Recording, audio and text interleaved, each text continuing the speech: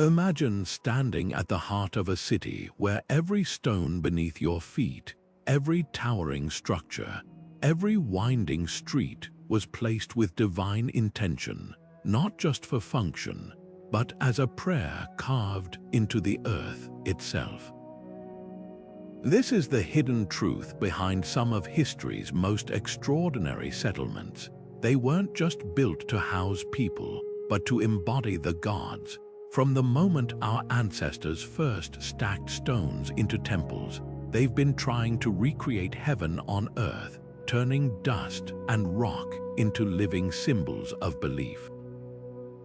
These cities weren't designed by architects alone, but by priests, prophets, and visionaries who saw urban planning as a sacred act, a way to tether the chaos of human life to the order of the cosmos. Think of the last city you walked through. Chances are its streets follow the logic of efficiency, grids for traffic, squares for commerce. But now picture a place where every intersection aligns with the stars, where temples rise in perfect harmony with solstices, where the very shape of the city mirrors a god's silhouette or a cosmic diagram. These weren't metaphors to the people who built them, they were reality. In Teotihuacan, the Avenue of the Dead wasn't just a road, it was a celestial river mirroring the Milky Way. In Varanasi, the tangled alleys weren't chaotic. They formed a sacred labyrinth guiding souls toward liberation. These cities were built to be lived in, yes, but more importantly, they were built to be believed in. What does it mean for a city to be a symbol? It means that every brick whispers a myth, every plaza stages a ritual, and the skyline itself becomes an altar. Over the next journey, we'll uncover how these sacred blueprints shaped civilizations across time, from the sun-baked ziggurates of Mesopotamia to the gold-clad temples of the Inca, from the forbidden corridors of China's imperial cities to the Gothic spires that once scraped heaven in medieval Europe. You'll discover how a single idea, whether a god, a cosmic principle, or a vision of paradise, could mold not just a skyline, but the destiny of empires. This isn't just a tour of ruins, it's an exploration of humanity's oldest obsession, the longing to build our way closer to the divine. So let's begin where all sacred cities start, not with maps, but with dreams. Long before rulers commissioned architects or engineers drafted blueprints, cities arose from visions whispered by gods, etched in starlight, and carved into the very bones of the earth. Picture the Mesopotamian Ziggurate, its terraced levels climbing toward the heavens like a ladder for the gods. This wasn't just a building, it was an axis mundi, a sacred pivot connecting earth to the divine. The priests who designed it believed they were recreating the cosmic mountain described in their myths, a place where heaven and earth touched. Every brick was laid according to celestial measurements, every staircase aligned with the path of Venus. To walk its steps was to ascend into the realm of the gods. Now shift your gaze to the Nile, where the temples of Luxor and Karnak stretch in a perfect line toward the solstice sunrise. The ancient Egyptians didn't just worship the sun god Ra, they built his journey into the landscape. Their temples were stone hymns to the cosmos, with columns carved like papyrus stalks to mirror the primordial march of creation. Even the spacing between monuments corresponded to sacred numbers, ensuring the city pulsed with the rhythm of the universe. This wasn't urban planning, it was theology in 3 dimensions. Cross the ocean to the Maya, whose pyramids doubled as cosmic calendars. At Chichen Itza, the serpent shadow slithering down the steps during equinoxes wasn't an accident. It was a meticulously calculated miracle, proof that the city itself was a living clock synchronized with the gods. The Maya didn't just observe the stars, they wove them into their streets, orienting entire cities to the path of the Milky Way, which they saw as the world tree, its roots in the underworld and branches in the heavens. Then there's the mandala, a geometric representation of the universe in Hindu and Buddhist tradition. Cities like Jaipur in India were laid out as giant mandalas, their concentric walls and radial streets mirroring the cosmic order. The king's palace sat at the center, not just as a seat of power, but as the earthly counterpart to Mount Meru, the axis of the spiritual world. Every neighborhood, every market, every gate was placed according to sacred diagrams meant to channel divine energy. What unites these ancient designs is the idea that a city could be more than a collection of homes and roads. It could be a living symbol, a bridge between worlds. The Romans believed their city's boundaries were sanctified by augurs reading the flight of birds. The Inca shaped Cusco into a puma, its stone walls forming the body of a sacred predator. Even the grid of modern Manhattan echoes this ancient impulse, its layout originally influenced by Masonic ideals of order and harmony. These sacred blueprints reveal a truth about human nature. We've always sought to impose meaning on chaos, to transform the raw materials of Earth into something transcendent. The streets we walk today may seem secular, but their roots stretch back to a time when every corner, every intersection, was a meeting place between the mortal and the divine. The next time you stroll through a city, look beyond the traffic and the skyscrapers. Hidden in the angles of buildings and the curves of avenues, you might just find the fingerprints of the gods. Hidden in the Valley of Mexico, the ruins of Teotihuacan rise like a forgotten hymn to the cosmos.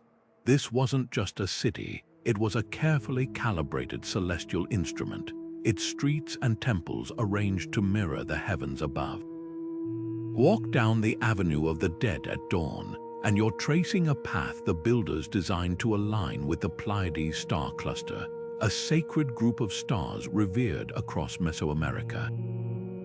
The pyramids flanking this broad causeway aren't merely impressive feats of engineering. They're symbolic mountains, gateways between the earthly realm and the world of the gods. At the heart of it all stands the Pyramid of the Sun, its massive bulk precisely oriented to mark the sun's passage during equinoxes. Climb its steps today, and you'll feel what ancient pilgrims did, the dizzying sense of standing at the center of something far greater than human hands could build. The pyramid's alignment isn't random. Its corners point to significant astronomical events, turning the entire structure into a giant calendar carved in stone. Nearby, the smaller but equally intricate Pyramid of the Moon completes the sacred pair, representing the complementary forces of day and night, life and death. What's most astonishing isn't just the precision of Teotihuacan's design, but the vision behind it. The city's planners saw the universe as a layered reality, a series of realms stacked like tortillas on a cosmic griddle. The underworld, the earthly plane, and the heavens all met here in this valley where gods and humans could commune. Even the materials used to build the city carried spiritual weight. The vibrant murals adorning its walls weren't mere decoration. They were portals, their colors and symbols believed to channel divine energy into the streets below. The Aztecs, who stumbled upon Teotihuacan centuries after its mysterious collapse, were so awed by its grandeur that they named it the place where gods were created. They recognized what we now understand through archaeology. This was a city built not for mortals alone, but as a stage for cosmic drama. Its grid mirrors the four cardinal directions, each quadrant tied to a deity, a color, a destiny. The rainwater channels beneath its plazas weren't just practical. They echoed the sacred flows of rivers in the underworld. Every element, from the placement of altars to the width of staircases, served a dual purpose, functional and mystical. Modern laser scans have revealed something even more extraordinary. Beneath the Pyramid of the Feathered Serpent lies a hidden tunnel, filled with liquid mercury and miniature mountains of jade. This wasn't a tomb or a treasure vault. It was a recreation of the mythical underworld, a place where priests could symbolically journey to the land of the dead and return with divine wisdom. The entire city, it seems, was designed as a machine for transcendence, a place where the boundaries between worlds grew thin. Teotihuacan's genius lies in its ability to make the invisible visible. Where we see ruins, its builders saw a living map of the cosmos, a place where the movements of stars, the cycles of seasons, and the struggles of gods could be read in the angles of walls and the shadows cast by towering monuments. Even its decline carries a haunting lesson. By the time the Aztecs found it, the city was already abandoned, its precise astronomical alignments still perfect, its murals still bright, but its people gone. Whatever calamity or revelation emptied Teotihuacan of its inhabitants, the city itself endured as a testament to humanity's oldest yearning, to build not just shelters, but sacred mirrors reflecting our place in the universe. Jerusalem rises from the Judean hills like a living parchment, its stones inscribed with 3,000 years of devotion. At its core, the Temple Mount isn't just a site, it's a seismic point where heaven and earth collide in the imagination of billions. Jewish tradition calls it the Even Shetiyah, the foundation stone where creation began. Christians revere it as the stage for Abraham's sacrifice and Jesus' teachings. Muslims honor it as Al-Haram al-Sharif, the noble sanctuary where Muhammad ascended to heaven. Three faiths, one bedrock. The genius of Jerusalem's design lies in how its very geography reinforces this sacred centrality. The ancient temple's layout followed a precise cosmic blueprint: outer courts for the people, inner courts for priests, and at the heart, the Holy of Holies, a perfect cube veiled in darkness where only the high priest could enter once a year. This wasn't just architecture, it was a three-dimensional map of the universe with humanity on the periphery and the divine presence burning at the center. Walk the streets today and you'll tread layers of sacred geometry. The Crusaders etched their crosses into the stones of the Church of the Holy Sepulchre, aligning its chapels to the Stations of the Cross. Ottoman architects later designed the Dome of the Rock with mathematical precision, its golden dome echoing the proportions of Solomon's temple, while Quranic inscriptions shimmer in cobalt and gold. Even the city's topography conspires to elevate the sacred. Pilgrims climbing to the Temple Mount retrace the steps of ancient worshippers, each ascent a physical echo of spiritual yearning. The Via Dolorosa isn't merely a path, it's a timeline of suffering and redemption, winding through markets where the scent of cumin and the call to prayer mingle with the chime of church bells. What's astonishing isn't just Jerusalem's endurance as a symbol, but its ability to absorb contradiction without shattering. The Western Wall, last remnant of the Second Temple, has become a mosaic of whispered prayers notes tucked between its stones by Jews, Christians, and even secular visitors. The Al-Aqsa Mosque's silver dome reflects the same moonlight that once illuminated Herod's courtyards. This continuity reveals a profound truth: sacred spaces outlast the empires that fight over them. When Roman soldiers razed the temple in 70 CE, they couldn't erase its imprint on human consciousness. The Byzantines built churches over its ruins, the Umayyads raised minarets, and the Crusaders planted banners, yet the mountain itself remained stubbornly sacred.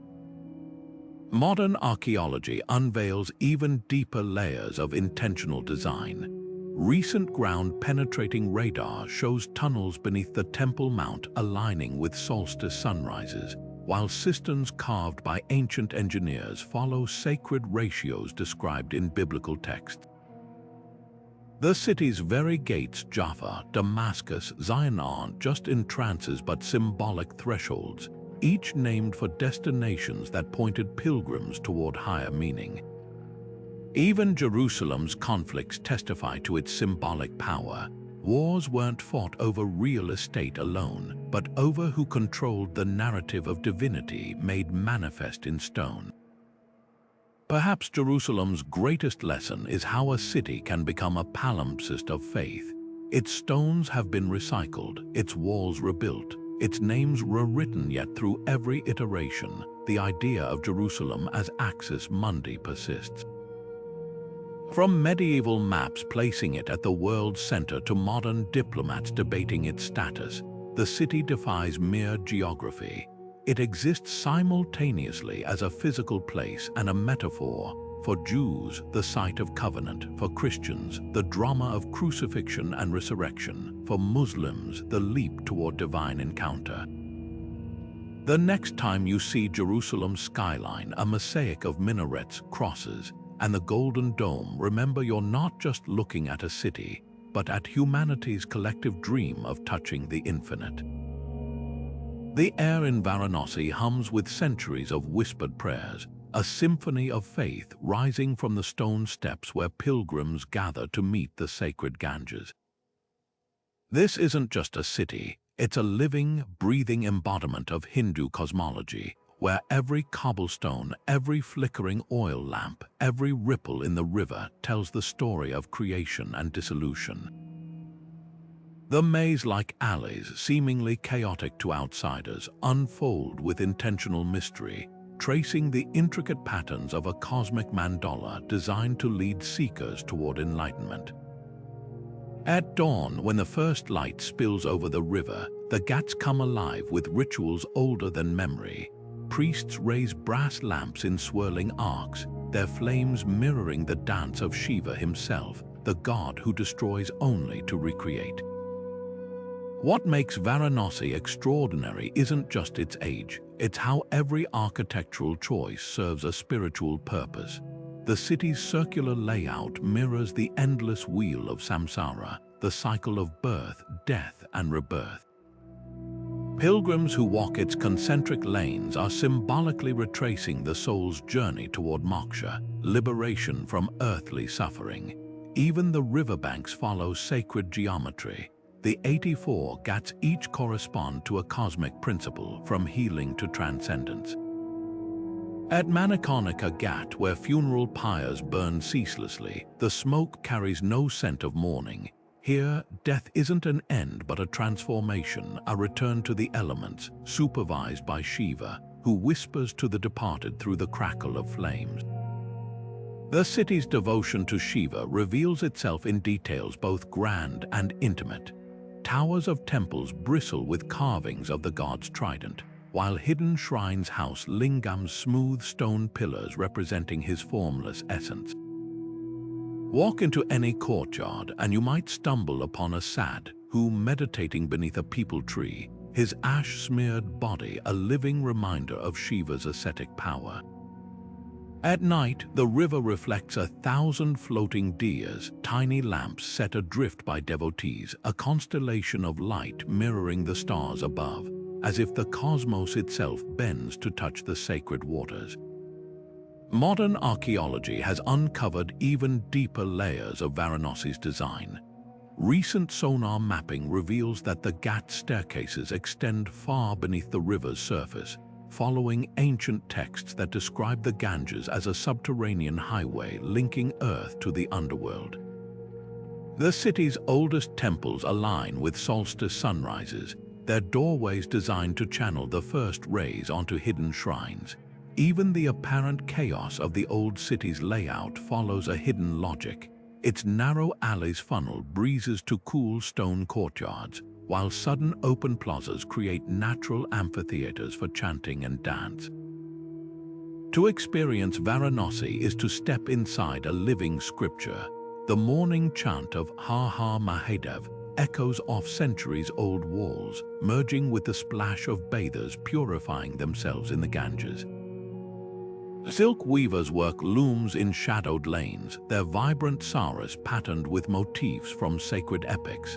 Every sensory detail, the scent of marigolds, the taste of milky chai, the sound of temple bells serves as a thread in the city's tapestry of devotion. Unlike Jerusalem or Mecca, where sacredness is concentrated in singular sites, Varanasi's holiness radiates from every pore. A child playing by the river, a shopkeeper arranging fruit offerings, a boatman steering through dawn mist, all become unwitting priests in this endless ritual of existence. Perhaps Varanasi's most profound lesson lies in its defiance of time. While empires rose and fell, this city endured as a beacon for those seeking the eternal. Its stones, worn smooth by millions of bare feet, hold the imprints of countless souls who came not to conquer or trade, but to remember their place in the universe. The Ganges, thick with the ashes of generations, flows on not as a symbol of death, but as proof that even the mightiest river, like life itself, is just a single bend in an infinite current. Rome began as a cluster of mud huts on 7 hills, but its founders dreamed in divine proportions. Legend says Romulus traced the city's sacred boundary with a plow, invoking Jupiter to strike dead any who crossed it unlawfully, a line between earth and heaven drawn in furrows. By the time Augustus ruled, that boundary had expanded into an empire, and every stone within it whispered of gods walking among men. The Capitoline Hill wasn't just a political center. It was Jupiter Optimus Maximus's earthly throne, his temple's bronze doors gleaming like the gates of Olympus. Senators debating below weren't merely administrators, they were actors in a celestial drama, their togas brushing against altars where generals had sacrificed victories to Mars. What set Rome apart was its genius for blending myth with mortar. The Pantheon's dome, still the world's largest unreinforced concrete ceiling, wasn't just an engineering marvel, it was a cosmic statement. Its oculus, open to the sky, let sunlight carve a moving path across niches once filled with statues of planetary gods. On equinoxes, the light struck the entrance like a divine spotlight, framing whoever stood there as both ruler and conduit to the heavens. Emperors didn't just build temples, they became them. Augustus filled the city with obelisks looted from Egypt, not as trophies, but as lightning rods for divine energy, their hieroglyphs reinterpreted as prophecies of Rome's eternal rule. When he declared his adoptive father Julius Caesar a god, the message was clear: divinity ran in the imperial bloodline. Even Rome's sewers carried sacred weight. The Cloaca Maxima, the empire's monumental drainage system, was named for the goddess Clocina, a reminder that purity, both physical and spiritual, flowed from the state. Temples doubled as banks, their vaults guarded by gods, while triumphal arches weren't mere monuments but portals where conquering generals shed their mortal identities and emerged as near deities. The Forum's black marble lapis niger marked the supposed tomb of Romulus, turning the city's marketplace into a shrine where commerce and worship intertwined. Modern laser scans reveal hidden symmetries in Rome's chaos. The mausoleum of Augustus aligns with the Aura Passus on key feast days, their sightlines creating sacred geometry visible only to the gods. The Circus Maximus, where chariots raced before roaring crowds, was secretly an echo of the sun god's daily journey, its obelisk a needle threading earthly spectacle to celestial order. Even the city's grid, radiating outward from the golden milestone in the Forum, mimicked the rays of a divine sunburst. Rome's true power lay in its ability to absorb foreign gods without losing its identity. When plague struck, the Senate imported the healing cult of Asclepius from Greece, housing his sacred snake on Tiber Island. After conquering Egypt, they rebuilt Isis's temple with Roman columns, her worship merging seamlessly with local goddesses. This spiritual elasticity turned conquest into communion, every new temple both a trophy and a bridge. Yet for all its grandeur, Rome's sacred theater had a dark underside. Emperors like Caligula demanded worship as living gods. their statues placed in temples where refusal to burn incense could mean death. The Colosseum's inaugural games lasted 100 days, its slaughter justified as offerings to the divine, a perversion of the sacred that even ancient writers condemned.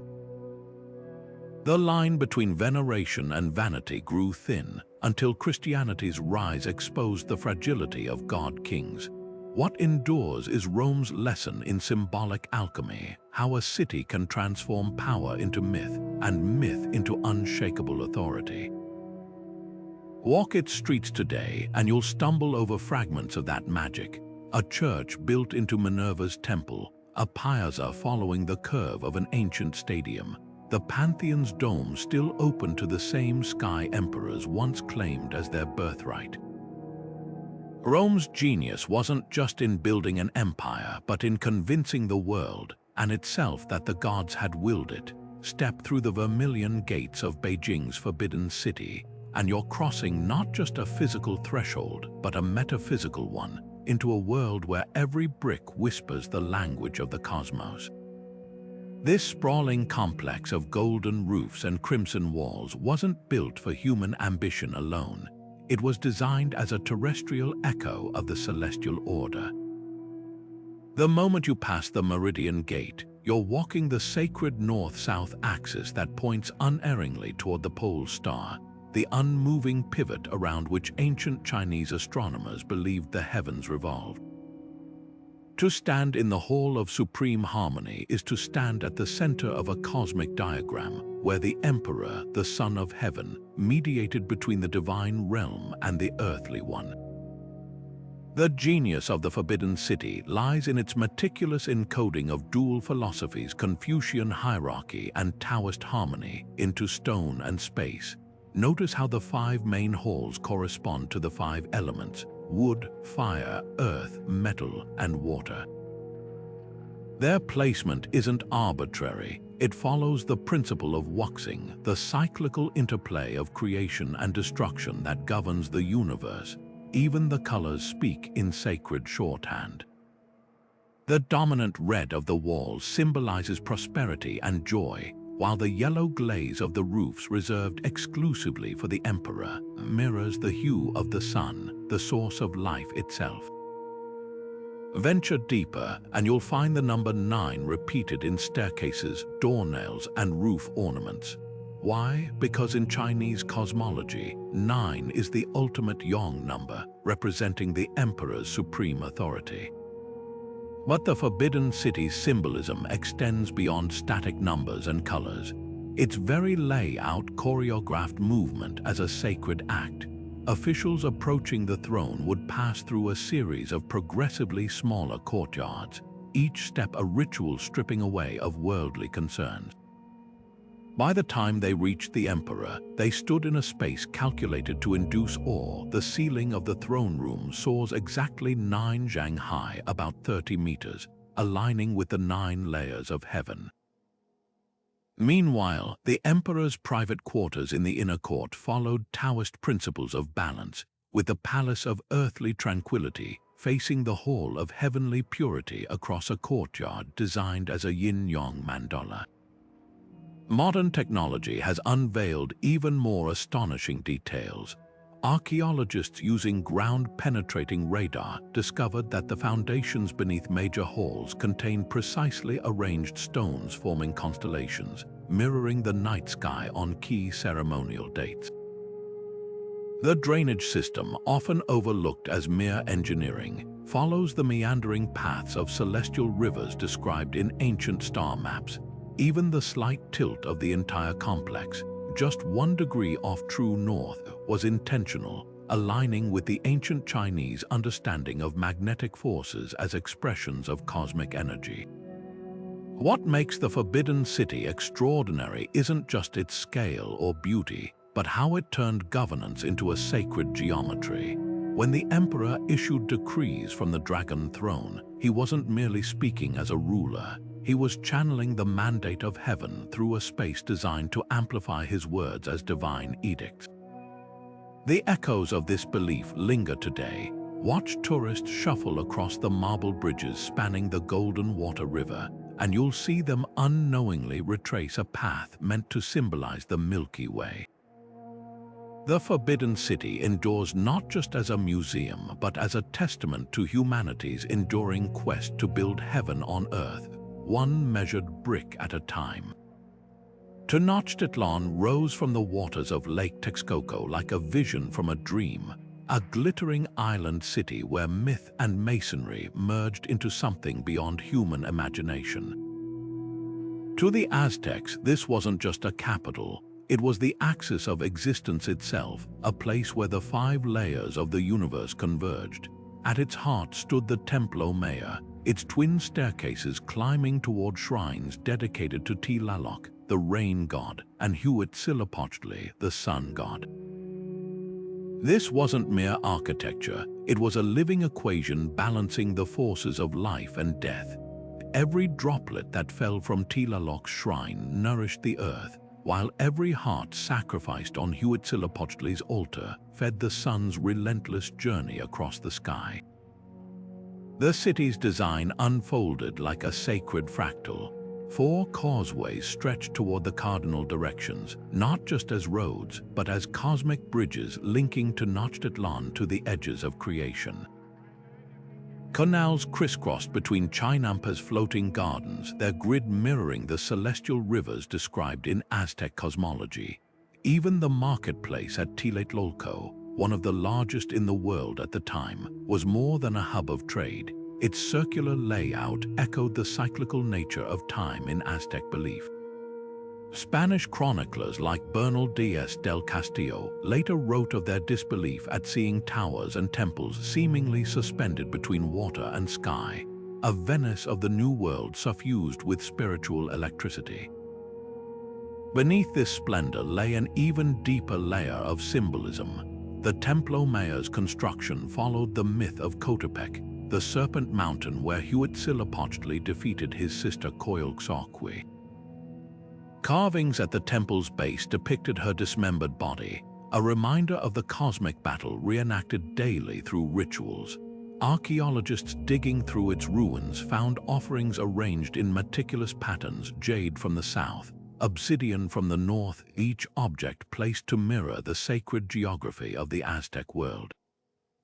The temple itself was rebuilt 7 times, each expansion not just a display of power but a reenactment of creation, layering new earth over old like the strata of the universe. When Cortés and his men arrived in 1519, they walked streets designed to disorient the uninitiated. Walls angled to catch solstice light, plazas aligned with Venus's risings. Every element conspired to remind inhabitants of their place in a divine order. The conquistadors, despite their awe, failed to grasp the city's deeper language. They saw gold to loot, not the embodiment of a world where human life sustained cosmic balance.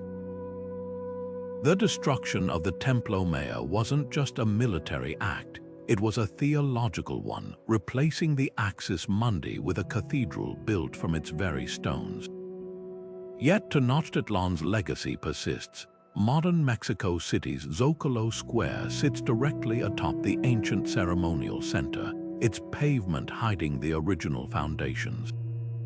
On rare occasions, heavy rains flood the plaza, and for a fleeting moment, the lake reclaims its territory, a ghostly reminder of the city that once turned water and stone into a living hymn to the cosmos. Tenochtitlan's tragedy and its triumph lies in how its sacred geometry outlasted even its ruin, whispering to us across centuries that a city can be more than bricks and mortar. It can be a vessel for the divine. Angkor Wat emerges from the Cambodian jungle like a stone hymn frozen in mid-chant, its 5 central towers stretching toward the sky like the peaks of Mount Meru, the sacred mountain at the center of Hindu cosmology. But this isn't just a representation of the divine realm. It's a meticulous scale model of the universe itself. Step across its massive moat, and you're not merely entering a temple, you're traversing the cosmic ocean that Hindu texts describe as encircling creation. The moat's still waters mirror the towers perfectly, creating an inverted world where heaven and earth touch. Every detail, from the width of the causeway to the spacing of the galleries, follows sacred measurements meant to align human perception with cosmic truth. The genius of Angkor Wat lies in how it translates abstract theology into walkable geometry. The temple's 3 rectangular galleries ascend like concentric mountain ranges, each level representing a higher plane of spiritual existence. Bas-reliefs stretching longer than football fields depict not just myths, but the very rhythm of time. The famous churning of the ocean of milk scene shows gods and demons working in opposition to produce the nectar of immortality, a metaphor for the universal struggle between order and chaos. Even the staircases defy casual climbing. Their steep incline forces visitors to ascend at a reverent crouch, physically enacting the humility required to approach the divine. What's astonishing is how fluidly Angkor Wat's symbolism adapted when Buddhism replaced Hinduism as Cambodia's dominant faith. The central tower, originally dedicated to Vishnu, quietly absorbed new meaning as a representation of enlightened mind. The countless carvings of Apsara's celestial dancers remained, but their interpretations shifted from entertainers of gods to manifestations of spiritual joy. This wasn't erasure, but evolution, proof that sacred spaces can be palimpsests, their layers of meaning accumulating without contradiction. Modern laser scans reveal even deeper intentionality in the design. During spring and autumn equinoxes, the rising sun aligns precisely with the temple's eastern gate, its rays illuminating the central sanctuary in a calculated display of celestial harmony. The temple's westward orientation, unusual for Hindu shrines, suggests it may have also served as a funerary monument, a bridge between worlds in both life and death. Wander the corridors at dawn when mist clings to the lotus-shaped towers, and you'll feel the genius of Khmer architects who understood that true sacred architecture must engage all senses. The play of light through lattice windows creates ever-shifting patterns on stone floors, mimicking the dappled sunlight of heavenly groves. Breezes funneled through precisely angled corridors carry the scent of frangipani blossoms from nearby trees, turning air itself into an offering. Even the soundscape was designed. Certain courtyards amplified chanting while muting worldly noise, creating pockets of acoustic transcendence.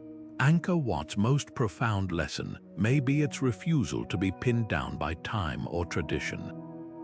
It stands as both tomb and womb, a monument to impermanence built to last millennia. The jungle that once swallowed it now seems part of its design, the roots of strangler figs embracing stone walls like nature reclaiming its blueprint. To walk these passages is to understand that the greatest sacred architecture doesn't just point toward the divine.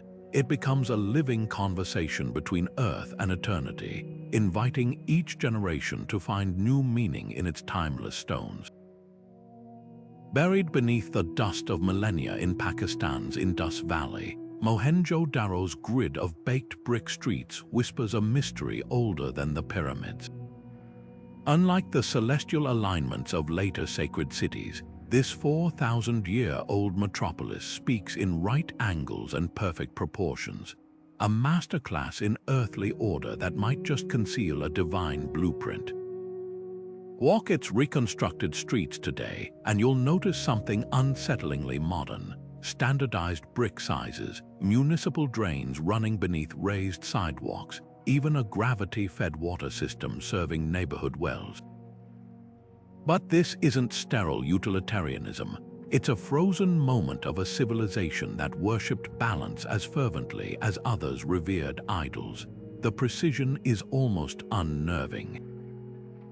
Major avenues run straight as arrows for nearly a mile, intersecting smaller lanes at exact 90-degree angles to create uniform city blocks. Archaeologists found no palaces or towering temples, just an eerie equality in housing. with even the smallest homes connected to that revolutionary drainage network. This radical uniformity hints at something deeper than urban efficiency. The Indus Valley people left no deciphered scriptures, but their city itself may be their scripture, a physical manifesto of a culture that saw cosmic harmony in perfect symmetry. What's most provocative are the anomalies. In a city obsessed with order, the Great Bath stands out like a deliberate rupture in the grid. This sunken, watertight structure lined with bitumen wasn't just early plumbing. Its precise proportions, 12 meters long by 7 wide, match sacred ratios found in later Hindu temples. Nearby, the so-called pillared hall, with its forest of brick columns, suggests communal rituals, while mysterious clay tablets bear symbols some interpret as early yoga postures. These scattered clues paint a portrait of a society that fused the practical and the spiritual into every brick. Modern excavations using ground-penetrating radar reveal even more sophistication. The entire city slopes gently downward from its central acropolis, allowing wastewater to flow efficiently toward the Indus River, a feat requiring survey skills centuries ahead of its time.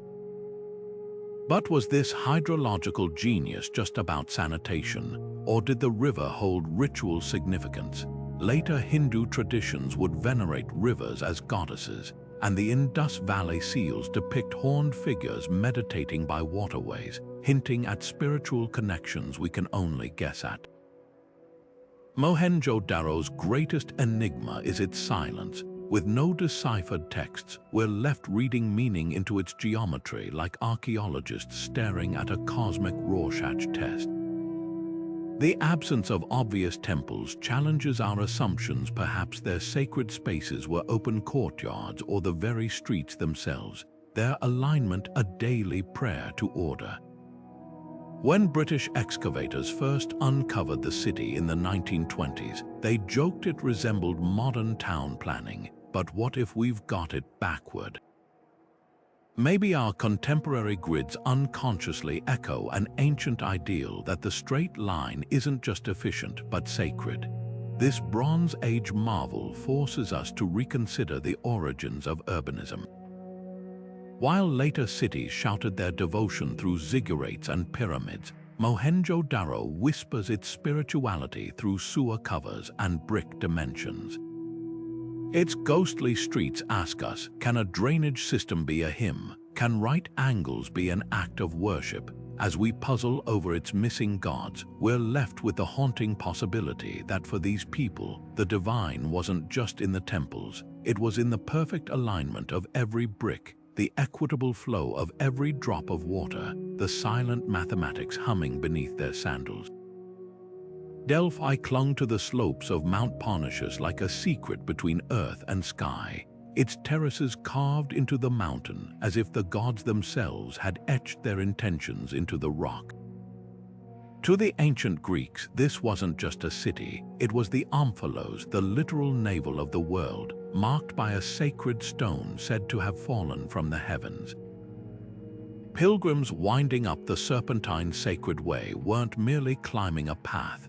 They were ascending through layers of meaning, each turn revealing new temples, treasuries, and monuments that transformed the journey into a physical meditation. The air here crackled with something beyond the scent of olive trees and sacrificial smoke. It carried the weight of countless questions whispered to the Pythia, the oracle whose cryptic prophecies swayed kings and launched wars. At the heart of it all stood the Temple of Apollo, its columns framing a chasm where natural gases seeped from the earth. Here, the Pythia sat atop a bronze tripod, breathing in vapors that sent her into a trance. Her utterances, translated by priests into hexameter verse, became the compass by which cities navigated famine, plague, and conquest.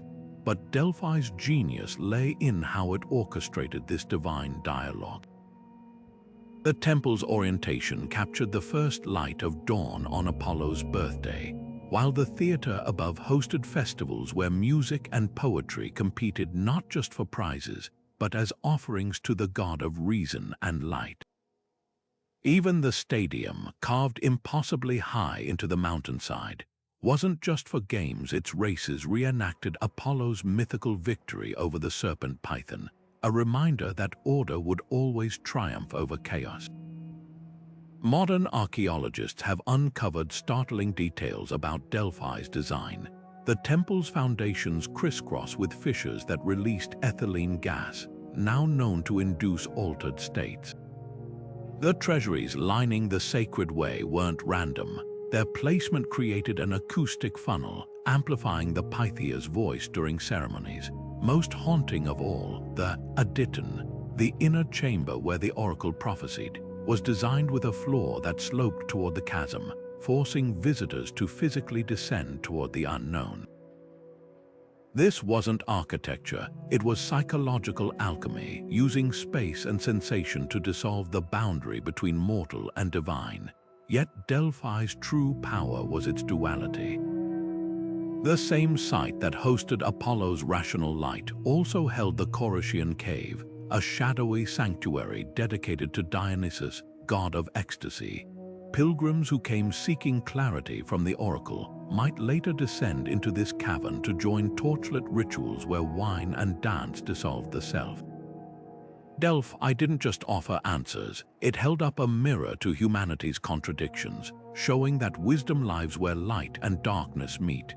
Today, as tourists trace their fingers over the E carved into Apollo's temple, a letter the Greeks debated as representing either "know thyself" or "you are," the stones still hum with an unsettling truth. Delphi's ruins remind us that sacred spaces aren't about certainty, but about the courage to ask. The winding path, the cryptic oracle, the stadium poised between earth and sky, all whisper the same lesson. The divine isn't a destination, but the act of seeking itself.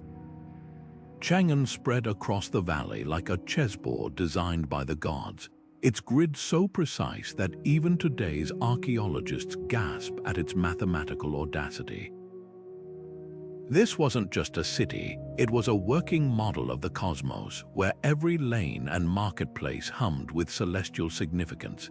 At its heart, the emperor's palace complex faced due south, not for grandeur, but to align his throne with the unmoving North Star, the heavenly anchor around which the universe turned. The message was unmistakable. Just as the stars obeyed cosmic law, so too would the earth obey its divine intermediary.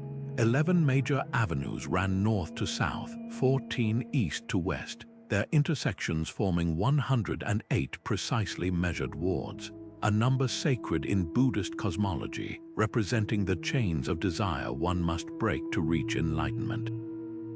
What made Chang'an extraordinary was how it translated abstract philosophy into pavement and plaster. The city's massive Minged Gate wasn't just an entrance.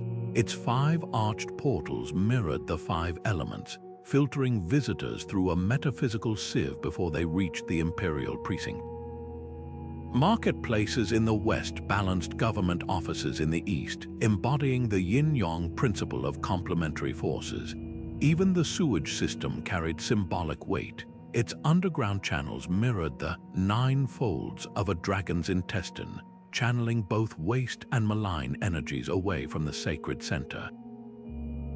At dawn, when the bell in the drum tower rang out, its sound didn't just mark time. It synchronized the city's rhythm with the heavenly movements observed by court astronomers atop the spirit tower. Modern excavations reveal even more astonishing details. The thickness of the outer walls decreased incrementally as they rose skyward, a deliberate taper meant to mimic the sloping shoulders of the legendary Mount Kunlun, the axis of the world in Chinese myth. The palace's vermilion pillars weren't merely colorful. Their hue matched the celestial vermilion bird of the south, while the roof tiles' glaze replicated the color of the western sky at dusk. Archaeologists mapping the site with magnetometers discovered that the main processional way aligned perfectly with the sunrise on the winter solstice, transforming the emperor's annual journey to the Temple of Heaven into a reenactment of the sun's rebirth. Yet Chang'an's true genius lay in its adaptability. When Buddhism arrived from India, its pagodas were seamlessly incorporated into the city's sacred geometry. The giant wild goose pagoda anchored the southeast, its height calibrated to maintain cosmic balance with the imperial palace. Even the city's decline carried symbolic weight. When Tang dynasty poets wrote of its ruined gardens, they weren't mourning lost splendor, but reflecting on the inevitable cycles of growth and decay encoded in its very design. Walk through Xi'an today, modern heir to ancient Chang'an, and you'll catch glimpses of this enduring legacy. The bell tower still marks the city's center, its foundations laid over the original axis mundi. Subway lines follow the paths of imperial processional routes, and the rigid grid of the Tang dynasty survives in the alignment of modern boulevards. Chang'an's stones may have crumbled, but its vision persists. That a city can be more than a place to live, it can be a living dialogue between earth and heaven, where every brick whispers of humanity's ceaseless reach for the divine. Cusco sprawled across the Andes like a golden puma in mid-leap, its stone walls tracing the silhouette of the sacred predator that symbolized Inca power and divinity. To the conquistadors who first glimpsed it in 1533, this city seemed to pulse with an otherworldly energy, its streets glowing under a blanket of gold that reflected the sun god Intai's favor. But the true marvel wasn't just in the precious metals. It was in the way every alleyway, plaza, and temple formed part of a living sacred diagram. From above, the city's outline mapped perfectly onto a puma's form, the fortress of Sacsayhuaman as the jagged head, the converging rivers Tulumayo and Huatane forming the spine, and the grand plaza serving as the creature's heart. This wasn't urban planning. It was divine possession, a city inhabited by the spirit of a beast that embodied both royal authority and cosmic order. At Cusco's center stood the Coricancha, the golden courtyard, where the Inca's most audacious act of architectural devotion unfolded. Walls sheathed in solid gold plates caught the dawn light, transforming the temple into a second sun visible across the valley. Inside, life-sized golden llamas, cornstalks, and even butterflies adorned niches, while an enormous golden disk, positioned to catch the first rays of solstice sunrise, lit the inner sanctum with celestial fire. Spanish chroniclers later described priests using polished shields to redirect sunlight through corridors, creating moving pools of radiance that traced the passage of sacred time. But the Coricancha wasn't just a shrine, it was the anchor point for a vast spiritual network. 4 main roads, Chinchesuyu, Antisuyu, Kolasuyu, and Kuntasuyu, radiated outward like sunbeams, connecting Cusco to the empire's farthest reaches. Along these arteries, smaller Huacas shrines were spaced at precise intervals, forming a celestial roadmap where physical travel mirrored spiritual ascent. Modern archaeology reveals even deeper layers of intentionality. The city's famed 12-angled stone isn't just a marvel of masonry. Its facets correspond to the 12 months of the Inca calendar, each angle catching solstice light differently. Water channels beneath the plaza were engineered to mimic the Milky Way's celestial flow during June's Inti Raymi festival, when liquid silver seemed to run through the streets. Most astonishingly, when researchers superimposed Cusco's layout onto star maps, they found its main avenues aligned not just with terrestrial landmarks, but with the zenith and anti-zenith positions of the sun, the moments when it stood directly overhead or opposite, events considered sacred portals between worlds. Cusco's tragedy and its triumph lies in how its sacred geometry survived conquest. Spanish colonizers built their cathedral atop Coricancha's foundations, unknowingly preserving the temple's orientation toward solstice sunrise. The Plaza de Armas still follows the original puma's heart shape, while the cobbled alleyways retain their solar alignments. Today, during Inti Raymi, descendants of the Inca gather to witness the same celestial spectacle their ancestors engineered. Sunlight piercing specific temple doorways, golden walls now metaphorical ablaze with memory. The puma may be buried under colonial architecture, but its bones still structure the city, reminding us that sacred design isn't about permanence, it's about resonance. A city shaped like a prayer will always find ways to whisper. From the winding alleys of Old Cairo to the turquoise-domed skyline of Samarkand, Islamic urban design unfolds as a meditation in sacred geometry, where every archway, fountain, and thoroughfare whispers verses from the Quran in stone. At the heart of each city, the mosque isn't merely a place of prayer. It's the spiritual and social nucleus, radiating order into the chaos of daily life. Picture the call to prayer echoing from minarets that double as cosmic compass needles, their slender forms reaching toward the heavens like stairways for the faithful. These towers weren't just architectural flourishes, they were visual anchors, ensuring that no matter where a believer stood in the city, their gaze could find a connection to the divine.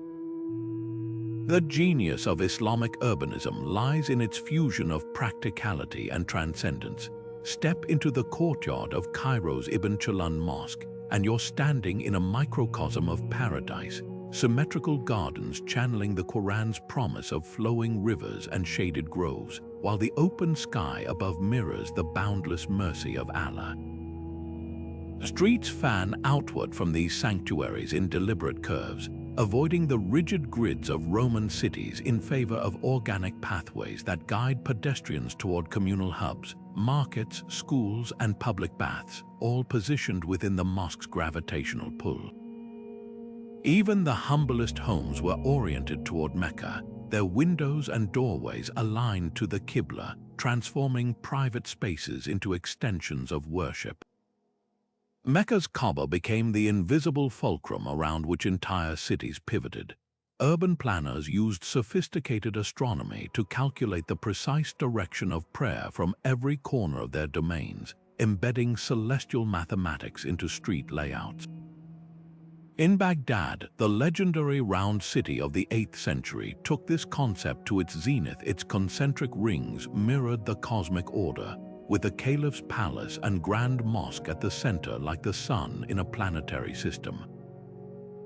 Though long gone, its influence persists in cities like Isfahan, where the 17th century Naqsh-e-Jahan square stretches as a vast stone prayer mat, flanked by mosques whose mirrored portals seem to multiply infinity.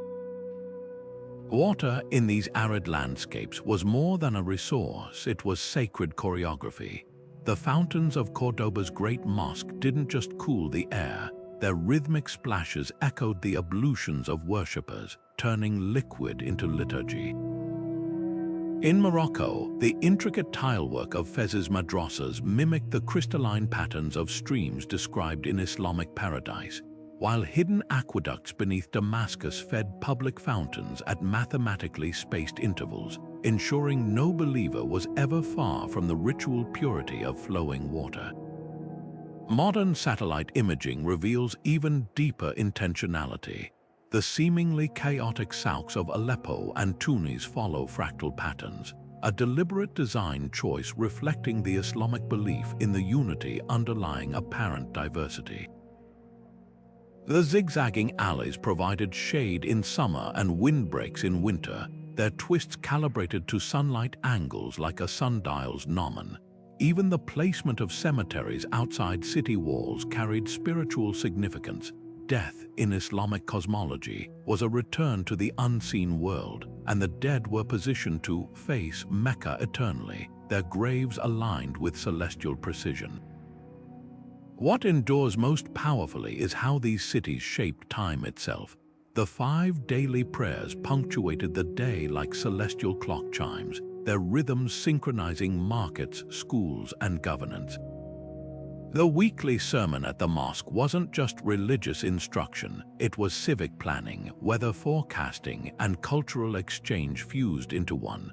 To walk these streets was to move through a living mandala, where commerce, art, and devotion intertwined seamlessly, proof that a city could be both earthly home and stepping stone to the divine.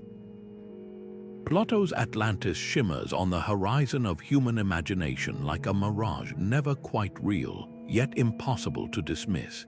In his dialogues Timaeus and Critias, the philosopher painted a city of staggering grandeur, concentric rings of land and water pulsing around a central citadel, its walls plated in precious metals that caught the sun's first and last light.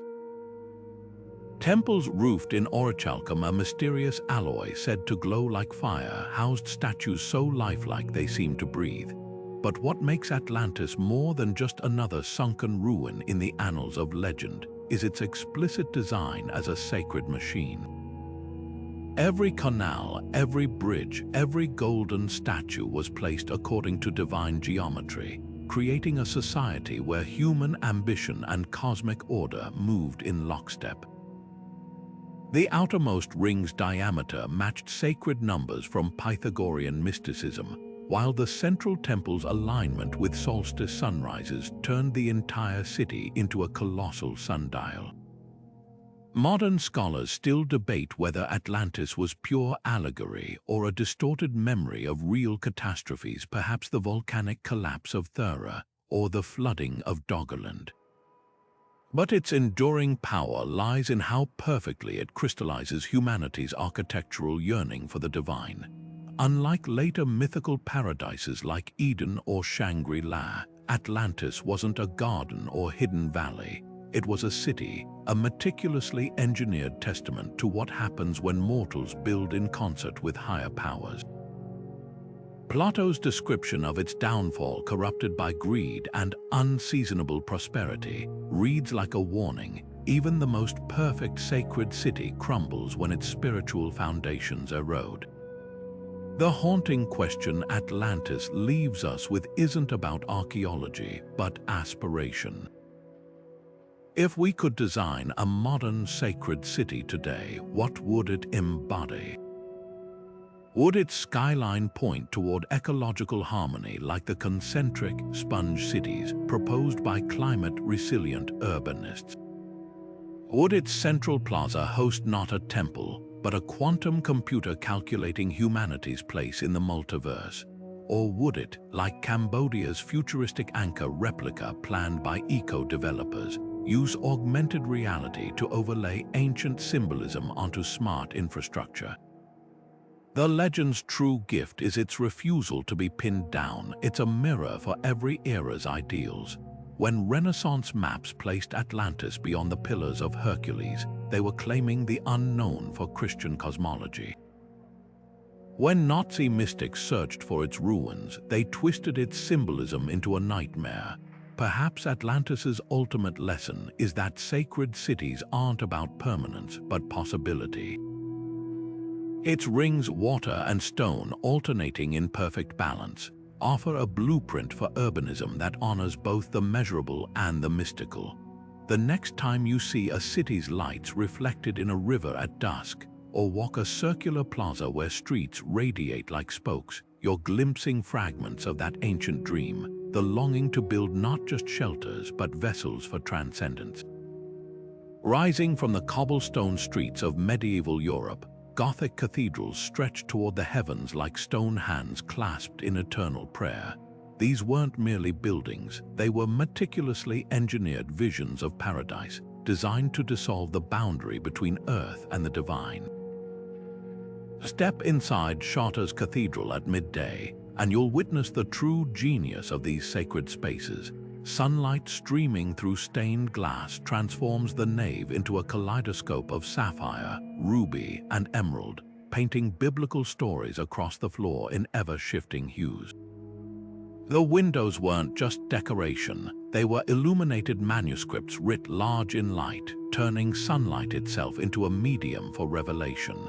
Illiterate peasants could read the lives of saints and scenes of judgment in these radiant panels, while scholars decoded the intricate symbolism. The Virgin Mary always draped in celestial blue, Judas cloaked in sickly yellow-green.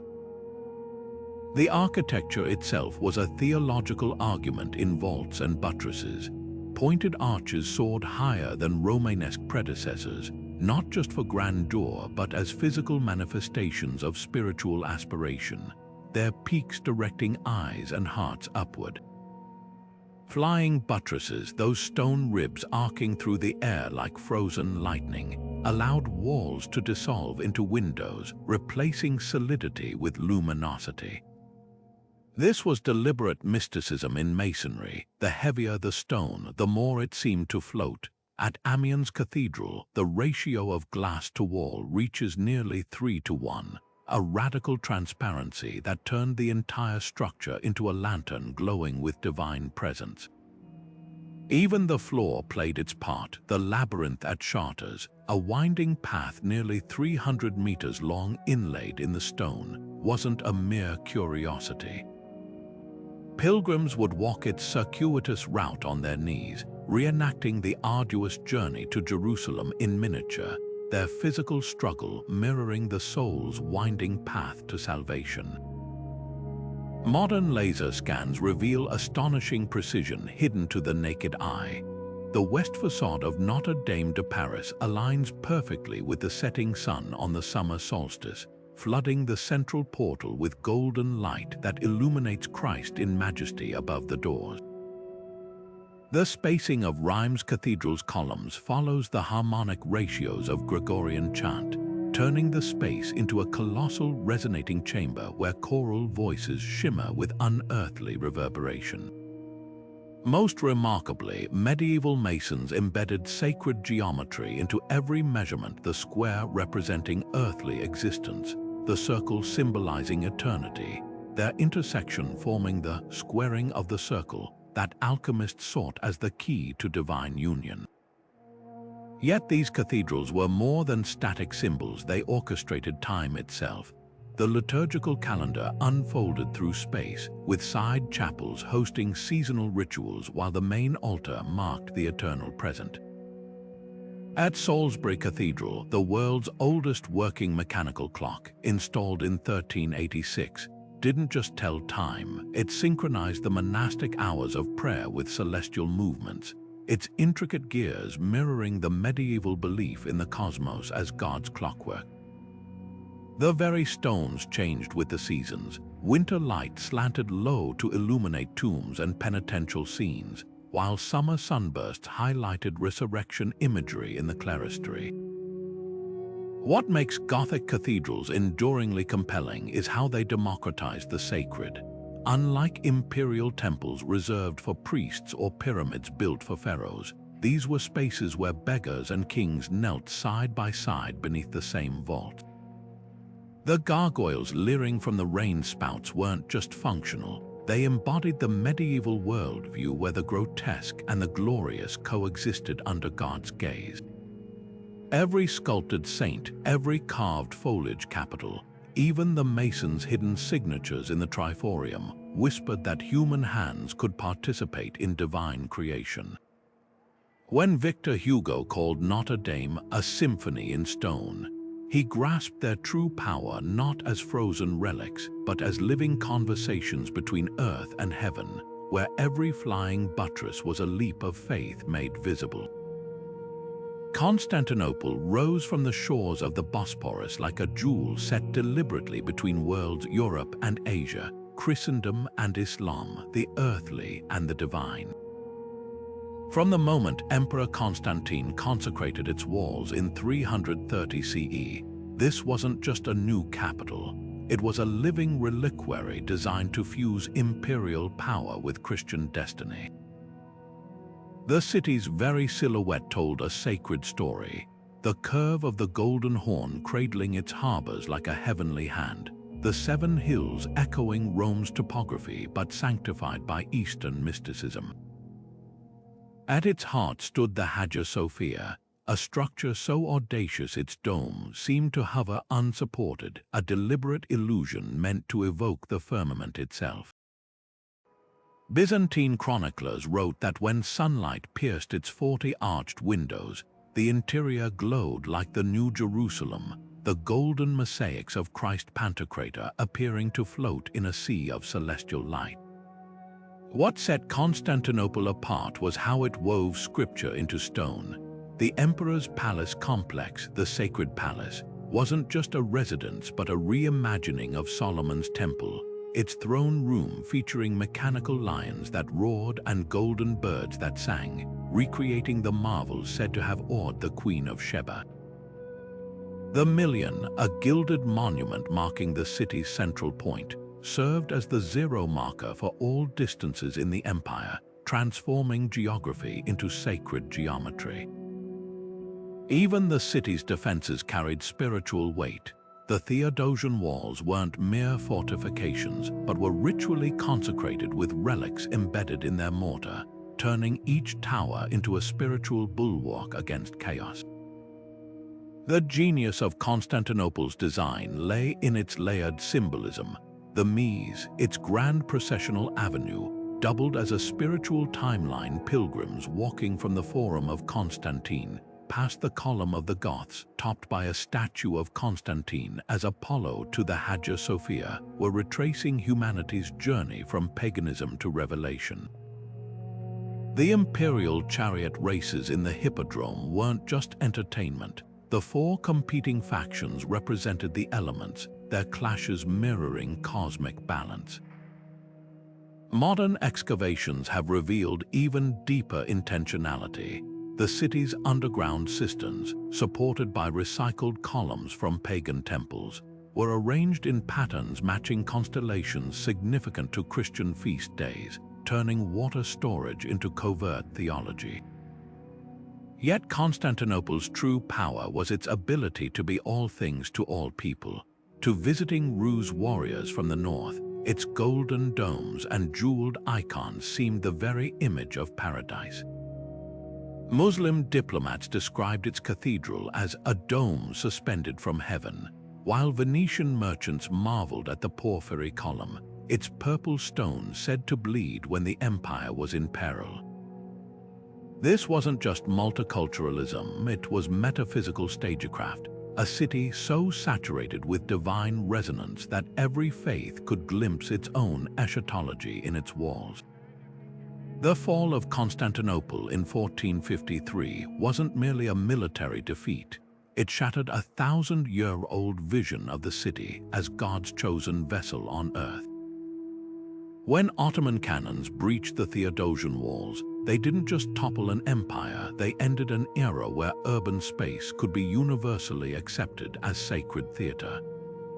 The Hagia Sophia's mosaics were plastered over, its crosses replaced with crescents, yet something of the old magic lingered.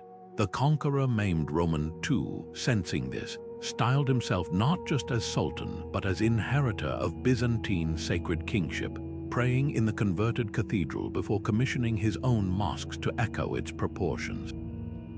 Today, as tourists queue to witness the Hagia Sophia's reconverted status as a mosque, they're participating in a ritual older than the building itself, the human need to touch the infinite through architecture.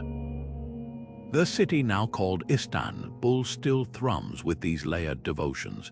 Greek fishermen kiss amulets bearing the Virgin of the Pharaohs, Sufi dervishes whirl near the sites of forgotten churches, and the evening call to prayer mingles with the scent of incense from hidden chapels.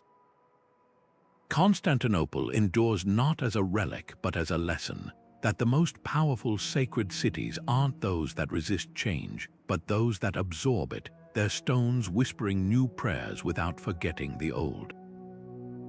The Ganges doesn't just flow through Varanasi, it breathes life into the city's very bones, carving sacred geography into the land with every twist of its current.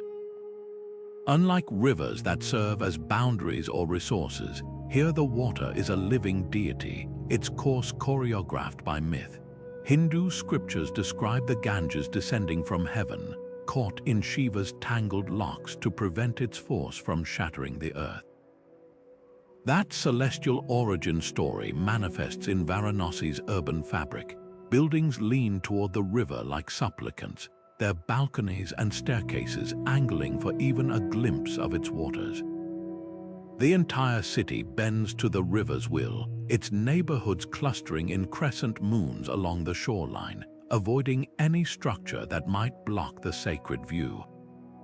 Walk the labyrinthine alleys at dawn, and you'll feel how the river dictates the city's rhythm. Stepped ghats, some marble, some worn stone, descend into the water like stairways to another realm.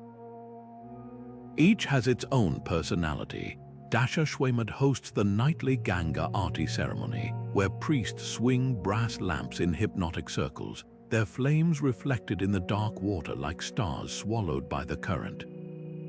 Manikarnika, the burning ghat, glows ceaselessly with funeral pyres, the smoke carrying prayers and ashes alike into the river's embrace. Even the seemingly mundane Asi Ghat, where students gather with chai, marks the mythical confluence where the goddess Durga's sword struck the earth, releasing a hidden stream said to still flow beneath the stones. Modern hydrology reveals the genius behind this devotion. The river's sweeping bend at Varanasi creates a natural amphitheater, amplifying sound so that temple bells and chanting carry for miles. Ancient engineers harnessed this, positioning key ghats at acoustic focal points. The water itself behaves unusually here. Sediment studies show the riverbed holds traces of minerals that react with fire, causing the famous eternal flames at cremation sites to burn unnaturally bright. Even the city's notorious pollution takes on spiritual significance. Devotees believe the Ganges' purity transcends physical contamination, its sanctity unbroken by human folly. The river's influence extends beyond the visible. Underground tunnels, some dating back 2,500 years, connect major temples to hidden riverbank chambers. Archaeologists recently discovered one such passage beneath the Kashi Vishwanath temple, its walls lined with 8th century carvings depicting the Ganges as a goddess riding a crocodile. These subterranean networks suggest the entire city was designed as a three-dimensional mandala with the river as its pulsating core. Even the seasonal floods, which would devastate lesser cities, are welcomed here as a divine cleansing, a reminder that the sacred cannot be controlled, only revered. What makes Varanasi extraordinary is how this river-centric design shapes everyday existence. Laundrymen beat clothes on stone slabs, their rhythms sync to the water's flow. Silk weavers in the back alleys still use Ganges water to dye fabrics, believing it imparts a celestial sheen. The ubiquitous boats ferrying pilgrims aren't mere transports. Their prows point eastward at sunrise, transforming each crossing into a symbolic journey toward enlightenment. Unlike Venice or Amsterdam, where canals serve human convenience, here every interaction with the water is ritual. Even brushing teeth becomes an act of communion when done with river water at dawn. The Ganges' ultimate lesson may be its refusal to conform to human logic. Scientists decry its pollution while devotees drink its waters unafraid. Corpses dissolve in its currents alongside bathers seeking purification. The river accepts all sinner and saint, waste and worship without distinction. In a world obsessed with order, Varanasi's sacred chaos offers a radical proposition. That true divinity isn't found in separation, but in the fearless embrace of life's contradictions, flowing endlessly toward some unfathomable sea. Recent excavations beneath Mexico City's bustling streets have uncovered startling new evidence. Tenochtitlan's entire urban plan was a vast stage for the Aztecs' most sacred drama. The twin temples atop the Templo Mayor weren't simply shrines to different deities. They formed the battleground for an eternal celestial war. On the pyramid's southern side, the crimson-painted temple of Huitzilopochtli, the fiery sun god, stood locked in symbolic combat with the moon goddess Coyolxauhqui's shrine on the northern slope. This architectural duality mirrored the Aztec creation myth where the sun god dismembers his lunar sister each dawn, only for her to resurrect by nightfall in an endless cycle of conflict and renewal. The temple staircases weren't just access routes, their alternating steps created a visual rhythm of light and shadow, mimicking the pulsating struggle between day and night. What makes this discovery revolutionary is how it reshapes our understanding of Aztec urbanism. The city's four main districts weren't arbitrary divisions. They corresponded to the four previous eras of creation in Aztec cosmology, each destroyed by catastrophic events before the current fifth sun. Archaeologists using LiDAR technology have mapped how expansion projects radiated outward in concentric waves, each new neighborhood replicating the cosmic order described in ancient codices. When workers dredged the city's canals, they weren't merely maintaining infrastructure, they were reenacting the primordial sea monster Cipactli's dismemberment, which according to myth formed the building blocks of the universe. Even the choice of construction materials carried theological weight. The volcanic Tezontle stone used for temples symbolized the blood-soaked battlefields of the gods, while the gleaming white stucco coating represented the stars born from their shattered bodies. The most astonishing revelation comes from recent pigment analysis. The temple's original colors, long faded, were carefully reconstructed using spectroscopic techniques, revealing that Huitzilopochtli's shrine blazed in solar yellows and reds, while Coyolxauhqui's sanctuary shimmered in cool blues and silvers. During equinoxes, the interplay of sunlight between these structures created a chromatic duel across the plaza below, as if the gods themselves were clashing in real time. Spanish chronicles mention priests scattering powdered hematite across the temple steps during ceremonies. When moistened with sacrificial blood, this iron-rich mineral would have created the illusion of flowing lava, transforming ritual into immersive theater. This sacred urban choreography extended beyond the ceremonial core. The marketplace at Tlatelolco, Tenochtitlan's bustling twin city, was deliberately positioned where the morning sun first struck after cresting the temples, a daily reminder that commerce too was part of the cosmic order. Residential districts followed strict orientation rules, their doors aligned to avoid disrupting the invisible pathways of celestial energies. Even the Chainampas, the floating gardens that fed the city, were arranged in geometric patterns mirroring the mythical homeland of Aztlan. Modern urban planners might dismiss such symbolism as antiquated mysticism, but Tenochtitlan's design held profound ecological wisdom. The lake's brackish and freshwater channels were engineered to reflect the Aztec concept of Tlalocatl, the balanced duality of opposing forces, with saline-resistant crops grown along strategic causeways. When Spanish conquistadors marveled at the city's spotless streets and efficient waste management, they were witnessing the practical benefits of a world-view where cleanliness wasn't just civic duty, but sacred obligation.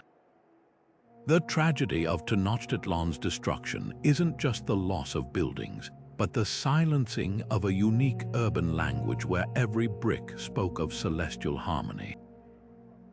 Yet fragments persist. The alignment of modern Mexico City's Zócalo still follows the ancient temple's orientation, and during certain sunsets, the interplay of light on the cathedral's stones eerily echoes the chromatic battles once staged on the Templo Mayor. These ghostly traces remind us that cities are more than steel and concrete. They're the physical manifestations of humanity's deepest dreams and fears, written in the poetry of space and stone. Florence's streets unfold like pages from a divine manuscript, each stone block and soaring arch encoded with mathematical secrets whispering of a higher order. At first glance, the city's Renaissance splendor might appear as mere aesthetic triumph, but look deeper and you'll uncover a meticulous celestial blueprint. The Duomo's iconic dome, engineered by Filippo Brunelleschi, isn't just an architectural marvel, it's a geometrical hymn. Its octagonal base mirrors the Christian symbolism of resurrection, 8 being the number of rebirth, while the dome's curvature follows the golden ratio, a proportion revered since antiquity as the fingerprint of the divine. Stand beneath its frescoed vault, and you're standing at the intersection of art and theology, where every brushstroke of the Last Judgment aligns with hidden numerical patterns that medieval mystics believed governed the cosmos. The city's labyrinth of streets holds equally deliberate mysteries. Via de Calzaioli, Florence's central artery, doesn't merely connect the Duomo to Piazza della Signoria, it traces the path of the summer solstice sun, its cobbles glowing like molten gold on June 21st. Even the Palazzo Vecchio's towering bell chamber hides celestial intent. Its windows are spaced according to Pythagorean harmonics, turning the tower into a colossal tuning fork, resonating with the music of the spheres. Artists like Leon Battista Alberti didn't just design buildings, they composed spatial symphonies where column heights echoed musical intervals, and courtyard dimensions reflected planetary orbits. What makes Florence extraordinary is how this sacred mathematics permeated everyday life. The Ospedale degli Innocenti's graceful loggia, with its repeating arches, follows a Fibonacci sequence, the same pattern found in sunflower seeds and galaxy spirals, blurring the line between earthly beauty and cosmic design. The Bargello's staircase twists upward in a perfect logarithmic spiral, mirroring the path of a falcon's dive or a galaxy's arms. Even the humble brickwork of Santa Croce's cloister conceals geometric puzzles, herringbone patterns that medieval masons believed could ward off evil by trapping chaotic energies in their precise angles. Modern laser scans reveal astonishing precision in these designs. The Duomo's dome, long admired for its visual grace, is now known to deviate from perfect symmetry by less than 2 centimeters, a deliberate imperfection meant to symbolize human humility before divine perfection. Infrared photography has uncovered hidden numerical grids beneath frescoes in the San Marco convent, proving that painters like Fra Angelico plotted their compositions using sacred geometry calculators. The very pavement of the baptistery, once thought to be random mosaic, forms a cosmic map when viewed from above, its concentric circles charting the medieval understanding of the celestial hierarchy. Florence's genius lies in its synthesis of science and spirit. When Brunelleschi demonstrated linear perspective with his famous mirrored experiment at the baptistery, he wasn't just inventing an artistic technique, he was revealing a theological truth. That space itself could be sanctified through mathematical order.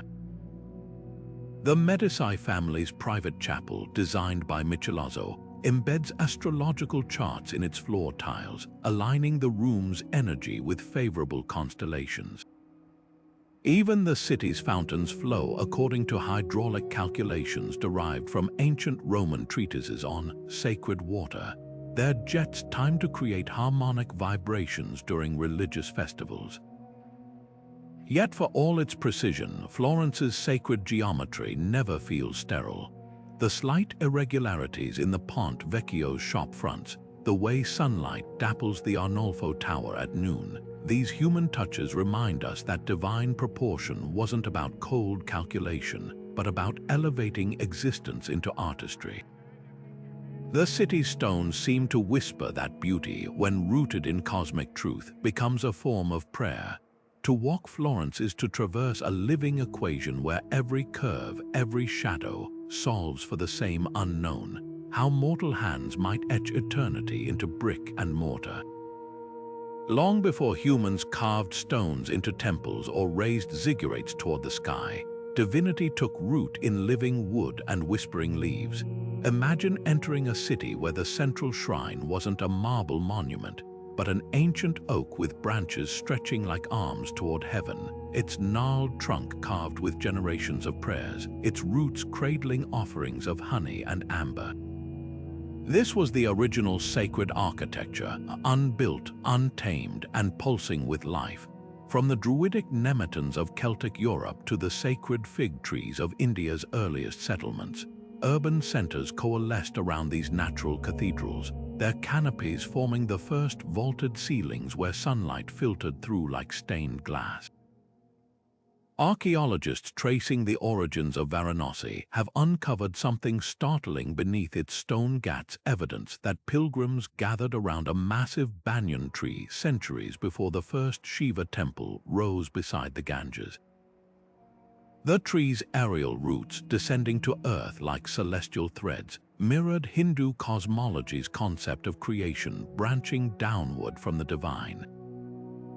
Similarly, in pre-Christian Lithuania, the city of Vilnius grew around an oak grove so revered that converting the population required building churches directly atop the felled sacred trees, their stumps incorporated into altars as reluctant concessions to lingering devotion.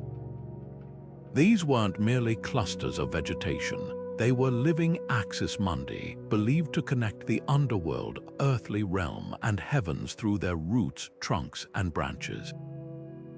The sacred grove's power lay in its paradox, both shelter and wildness, nurture and danger. The Yoruba city of Ile-Ife in Nigeria centered on the Igbudu Grove, where initiates communed with Orisha spirits beneath ancient Iroko trees said to bleed if cut. Roman augurs read the future in the rustling leaves of the sacred oak on the Capitoline Hill, while Greek oracle sites like Dodona interpreted divine will through the bronze tones of hanging vessels clinking in an oak's branches. These groves weren't passive backdrops but active participants in ritual, their seasonal cycles of leaf and decay mirroring themes of resurrection, their hollows serving as portals for shamanic journeying. Modern LiDAR scans of the Amazon basin reveal vast ancient settlements organized around enormous kapok trees, their buttress roots forming natural amphitheaters for communal gatherings. What's often overlooked is how these arboreal sanctuaries shaped urban design long after stone replaced wood as the primary building material. The distinctive columns of Egyptian temples, papyrus bundles in stone, froze in perpetuity the memory of earlier shrines nestled in riverside thickets. Japan's Ai's Grand Shrine, rebuilt identically every 20 years using sacred hinoki cypress, perpetuates the Shinto belief that divinity dwells in renewal rather than permanence. Even the Christmas tree tradition traces back to medieval German towns decorating the paradise tree during winter mystery plays performed in cathedral squares, an echo of much older tree veneration. Recent dendrochronology studies reveal astonishing intentionality in these sacred landscapes. The oak timbers of England's Seahenge, arranged in a perfect circle with an inverted central tree, were felled in spring, likely to coincide with rebirth rituals. In Sri Lanka, the sacred bo tree in Anuradhapura, grown from a cutting of the original Bodhi tree under which Buddha attained enlightenment, has been tended by unbroken generations of guardians for over 2,000 years. Its carefully propagated roots have shaped the city's expansion, with concentric rings of monasteries radiating outward like growth rings in wood. Perhaps the most poignant lesson from these arboreal sanctuaries is their reminder that the sacred doesn't require domination, only recognition. Where later monuments would conquer landscapes with pyramids and spires, the sacred grove worked in partnership with nature. The Druids' belief that mistletoe could only be cut with a golden sickle during specific moon phases reflects an ecological wisdom modern cities are only now rediscovering. As climate change forces re-evaluation of urban design, these ancient models, where cities grew from the land rather than imposed upon it, whisper urgently across millennia. The next time you walk beneath a towering tree in a city park, pause and consider, you may be standing in the ghostly footprint of humanity's first cathedral. Louis Roman XIV Versailles didn't just glitter, it performed. Every gilded corridor, every manicured hedge, Every flickering candle in the Hall of Mirrors was a calculated act of theater, transforming absolute monarchy into a divine spectacle. The palace wasn't merely a residence, it was a cosmic diagram in marble and gold, designed to convince nobles, diplomats, and even the king himself that Louis was the earthly incarnation of Apollo. Step into the Hall of Mirrors at sunrise, and you'd witness the masterstroke, sunlight streaming through 17 arched windows, caught and multiplied by 357 mirrors, creating the illusion that the entire room floated in a sea of light. This wasn't just opulence, it was alchemy, turning reflection into revelation, proving that the Sun King could literally multiply the sun's radiance within his own domain. The gardens stretched this celestial metaphor into the landscape, and Ray Lanotta's geometric designs weren't just beautiful, they were cartographic assertions of control. The Grand Canal, aligned perfectly with the setting sun on the summer solstice, transformed into a liquid highway of molten gold, while the groves radiating outward like sunbeams enforced a rigid order on nature itself. Fountains depicting Apollo's chariot rising from the water weren't mere decorations. They staged daily hydraulic ballets where myth became reality, with Louis's engineers manipulating water pressure to make the sculptures surge on cue as he walked past. Even the plants conspired in this illusion. Orange trees from Portugal were kept in silver tubs, their tropical defiance of French winter's proof that the king could bend even nature's laws. Modern laser scans reveal hidden symmetries in Versailles' apparent excess. The palace's central axis doesn't just bisect the building, it traces the ancient solar path of Roman emperors, linking Louis's bedroom where he performed his ritualized waking ceremony, the lever to the Apollo fountain nearly a mile away. The gallery des Glaces mirrors were strategically placed to reflect not just light but power, positioned so foreign ambassadors would see themselves infinitely multiplied as they approached the king, a visual metaphor for his absolute dominance. Even the acoustics were engineered. The marble floors and vaulted ceilings in the state apartments created echoes that made whispers audible across rooms, reinforcing the sense that the king's presence permeated all space. Yet Versailles' true genius was its choreography of human movement. The palace's enfilade of rooms wasn't just architectural flair. Each doorway framed the next like a series of proscenium arches, turning courtiers' progress toward the king into a ritual procession.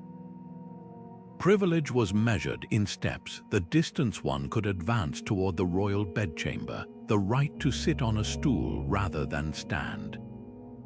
When Louis moved his court from Paris to Versailles in 1682, he wasn't just relocating government, he was trapping the nobility in a gilded labyrinth where every fountain, fresco, and festoon reminded them of their dependence on his divine favor.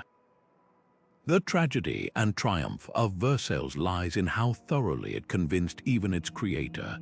Louis's famous "État c'est moi," I am the state, wasn't just political bravado. It was the logical endpoint of a lifetime spent inside a palace designed to mirror the cosmos with himself as its fixed center. When revolutionaries stormed Versailles in 1789, they weren't just overthrowing a king, they were smashing the most elaborate sacred stage ever built, where the scenery had outlived the believability of the play. Today, as tourists gasp at the Hall of Mirrors' restored brilliance, they're witnessing more than Baroque splendor. They're walking through the ghostly afterimage of a time when architecture could make mortals believe they were gods. Beneath the Amazon's emerald canopy, laser pulses have unveiled a secret rewriting history, sprawling cities that once pulsed with life, their earthworks arranged not in defiance of nature, but in sacred conversation with it. These aren't the stone temples or plazas we've come to expect from ancient urban centers. Instead, LiDAR technology has exposed vast geometric earthworks, circles, squares, and octagons stretching over hundreds of miles, their banks once topped with palisades of living trees rather than stone walls. The Kyuhakugu complex, hidden for centuries near the Xingu River, reveals a metropolis where roads elevated on mounds connected ceremonial plazas, orchards, and reservoirs in a seamless blend of utility and spirituality. Here, the distinction between city and jungle dissolves. What archaeologists first mistook for wild forest is now recognized as the ruins of a carefully cultivated paradise, where every fruit tree and fishing pond was placed according to cosmovision. What makes these cities revolutionary is their rejection of the sacred-profane divide. Unlike the ziggurates of Mesopotamia or the pyramids of Egypt, which separated the divine from the mundane through height and exclusivity, the Amazonian earthworks suggest a worldview where spirituality saturated daily labor. The recently discovered Upano Valley settlements in Ecuador feature mounds aligned to solstice sunrises, not as standalone temples but as anchors for entire neighborhoods, their orientations ensuring that farmers planting manioc or children playing in courtyards moved through sacred geometry with every step. Even the infamous black earth terra preta found across these sites hints at ritual. This ultra-fertile soil, intentionally created by ancient hands, mingles charcoal, pottery shards, and organic waste in proportions that modern science still can't perfectly replicate. Some researchers now believe these patches weren't just agricultural innovations but consecrated ground, their richness a physical manifestation of the people's covenant with the land. The most tantalizing clues come from surviving indigenous traditions. The modern Yansha people of Peru describe their ancestors' cities as living beings, where roads were veins and plazas were hearts beating in time with the forest. One LiDAR-scanned site near the Bolivian border mirrors this belief. Its concentric circular ditches ripple outward like water from a dropped stone, mimicking the cosmic ripple creation myths still told by local elders. Nearby, rectangular mounds arranged in clusters of 7 correspond to the Pleiades, a star cluster revered as ancestral spirits across Amazonian cultures. These weren't just practical structures, they were celestial maps pressed into the earth, meant to be walked, tended, and harvested as acts of worship. Recent excavations at the Montegrande site in Peru have uncovered something even more profound. Ceramic vessels buried at precise intervals along earthwork walls, their interiors stained with traces of ayahuasca. This suggests the very boundaries of the city were ritually fed with visionary brew, blurring the line between architecture and ceremony. Imagine a society where maintaining your city's ditches was as sacred as maintaining your relationship with the gods, where weeding a communal garden might be indistinguishable from prayer. The tragedy of these cities' disappearance isn't just the loss of knowledge, but the loss of an alternative urban vision, where Tenochtitlan's canals or Rome's aqueducts mastered nature through engineering. The Amazon's garden cities sought harmony through mimicry. Their demise, likely hastened by European-introduced diseases, left a void in humanity's imagination of how to live within, rather than atop, the living world. As climate change forces re-evaluation of modern concrete jungles, these leaf-roofed plazas and spirit-aligned orchards whisper across centuries that a city's holiness might be measured not by how high it reaches toward heaven, but by how deeply it honors the earth beneath its feet. Babylon's Ishtar Gate still glows with its otherworldly blue glaze after 25 centuries, but the hymns that once echoed through its processional way have long fallen silent. This was more than a city's collapse, it was the unraveling of an entire cosmic order. When Cyrus the Great conquered Babylon in 539 BCE, he didn't just topple walls. he dismantled a sacred geography where every brick had been stamped with the name of Marduk, the patron god whose temple stood at the city's heart. The Persians understood something profound. To truly conquer a sacred city, you must first dismantle its story.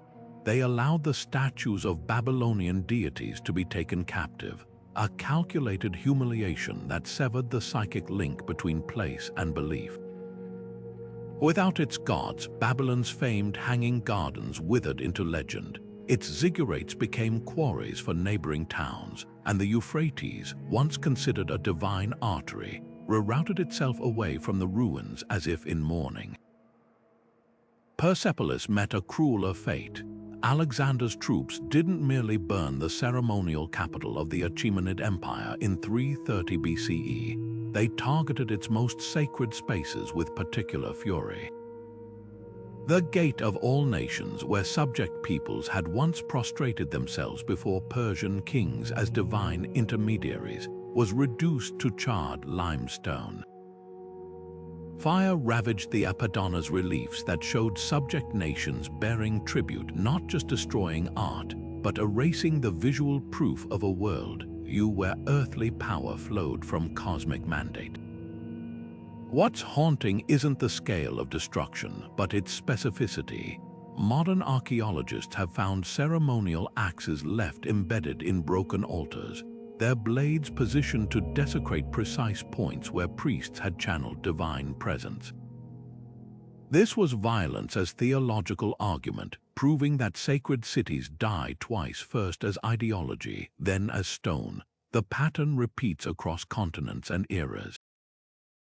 Cahokia's Great Mound near the Mississippi, once the nucleus of a civilization that oriented entire cities to solar alignments, stood abandoned by 14th century CE.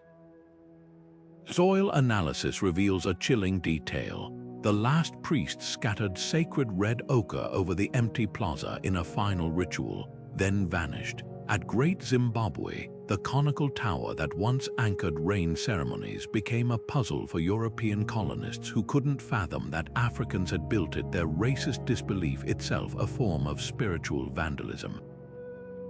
Even Angkor Wat's decline followed this rule.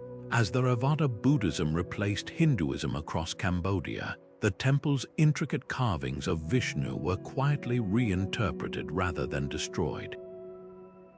The stones endured, but their original sacred mathematics, the precise ratios aligning towers to constellations, faded from living memory. What these ruins teach us is that sacred urbanism has a half-life. The Parthenon's transformation from Athena's temple to Christian church to mosque to ammunition dump mirrors Athens' own shifting identities.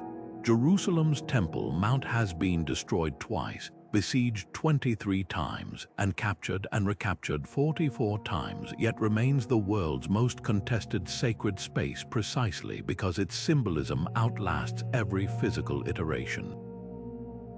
The difference between a living sacred city and a dead one isn't preservation, but participation. When pilgrims stopped climbing the 700 steps of Sri Lanka's Sigiriya to touch the frescoed maidens said to be apsaras, the site didn't crumble, it became scenery. Modern attempts to revive sacred urbanism often miss this vital lesson. Brasilia's utopian crosses and crown of thorns cathedral feel hollow because they're symbols in search of a consensus, not organic outgrowths of shared belief. Meanwhile, Tokyo's neon-drenched Shibuya district thrives as an unlikely sacred space because millions treat its scramble crossing as a ritual of modernity, their synchronized crossing a secular liturgy. The ghosts of Babylon and Persepolis whisper a warning. No matter how magnificent the architecture, a city's sacredness lies not in its stones, but in the collective imagination of those who walk its streets. When that shared dream fractures, even the mightiest temples become mere geology. Brasilia rises from the Brazilian highlands like a modernist cathedral to progress, its sweeping curves and geometric precision betraying a surprising secret. This 20th century capital was designed as a sacred diagram. Oscar Niemeyer's iconic government buildings aren't just architectural marvels. Their placement forms a colossal cross when viewed from above, with the Three Powers Plaza as the head and the Twin Towers of Congress as the upright beam. The city's pilotes, those slender columns lifting structures skyward, aren't merely stylistic. They evoke the Levites' biblical practice of elevating sacred spaces above common ground. Even the highway system follows a precise east-west axis, aligning the presidential palace with the sunrise on April 21st, the city's founding date and an ancient Mesoamerican solar festival. This isn't urban planning, it's celestial choreography disguised as urbanism. Salt Lake City's grid tells a different but equally divine story. Brigham Young's original 1847 plan didn't just organize streets, it mapped Mormon cosmology onto the Utah desert. Temple Square sits at the exact center, its six-spired complex radiating blocks numbered in sacred increments, the 300 north and south streets marking the distance Noah's Ark supposedly drifted during the flood.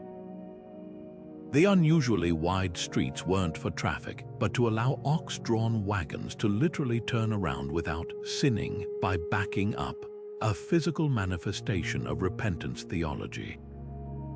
Modern developers still contend with the Mormon curb, an invisible boundary marking where Young declared, "This far and no farther," to non-temple construction. The city's mountain-framed vistas complete the sacred theater. When autumn light hits Ensign Peak at golden hour, the entire grid seems to point toward this hill where Young first envisioned a Zion in the tops of the mountains. Washington, D.C.'s Masonic fingerprints run deeper than most realize. Pierre L'Enfant's 1791 plan didn't just borrow from Versailles.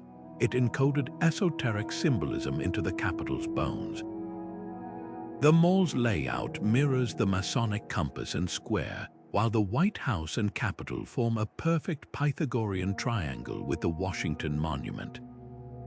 That obelisk isn't merely an Egyptian homage. Its 555-foot height corresponds to significant numerological codes, and its aluminum capstone added in 1884 bears Latin inscriptions aligning with initiation rituals. Even the city's notorious missing street addresses "There's no J Street" in the grid, trace back to Masonic disputes between founding fathers. Modern tourists snapping selfies by the reflecting pool unknowingly stand where occult architect Alexander T. Smith planned ley lines to converge, channeling what he called telluric currents toward centers of power. The phenomenon isn't confined to purpose-built capitals. Chandigarh, Le Corbusier's Indian masterpiece, organizes sectors according to his modular system, a proportional scale based on the golden ratio and human anatomy that he believed tapped into universal harmony.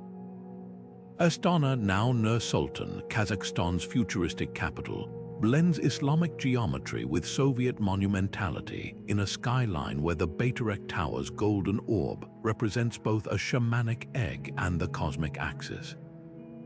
Even Dubai's Burj Khalifa follows sacred mathematics. Its step design, inspired by the desert hyacinth flower, mirrors the fractal patterns of Islamic tilework, while its 828-meter height encodes numerological significance in Chinese, Hindu, and Abrahamic traditions. What makes these modern experiments fascinating is their struggle to conjure genuine sacredness through design alone.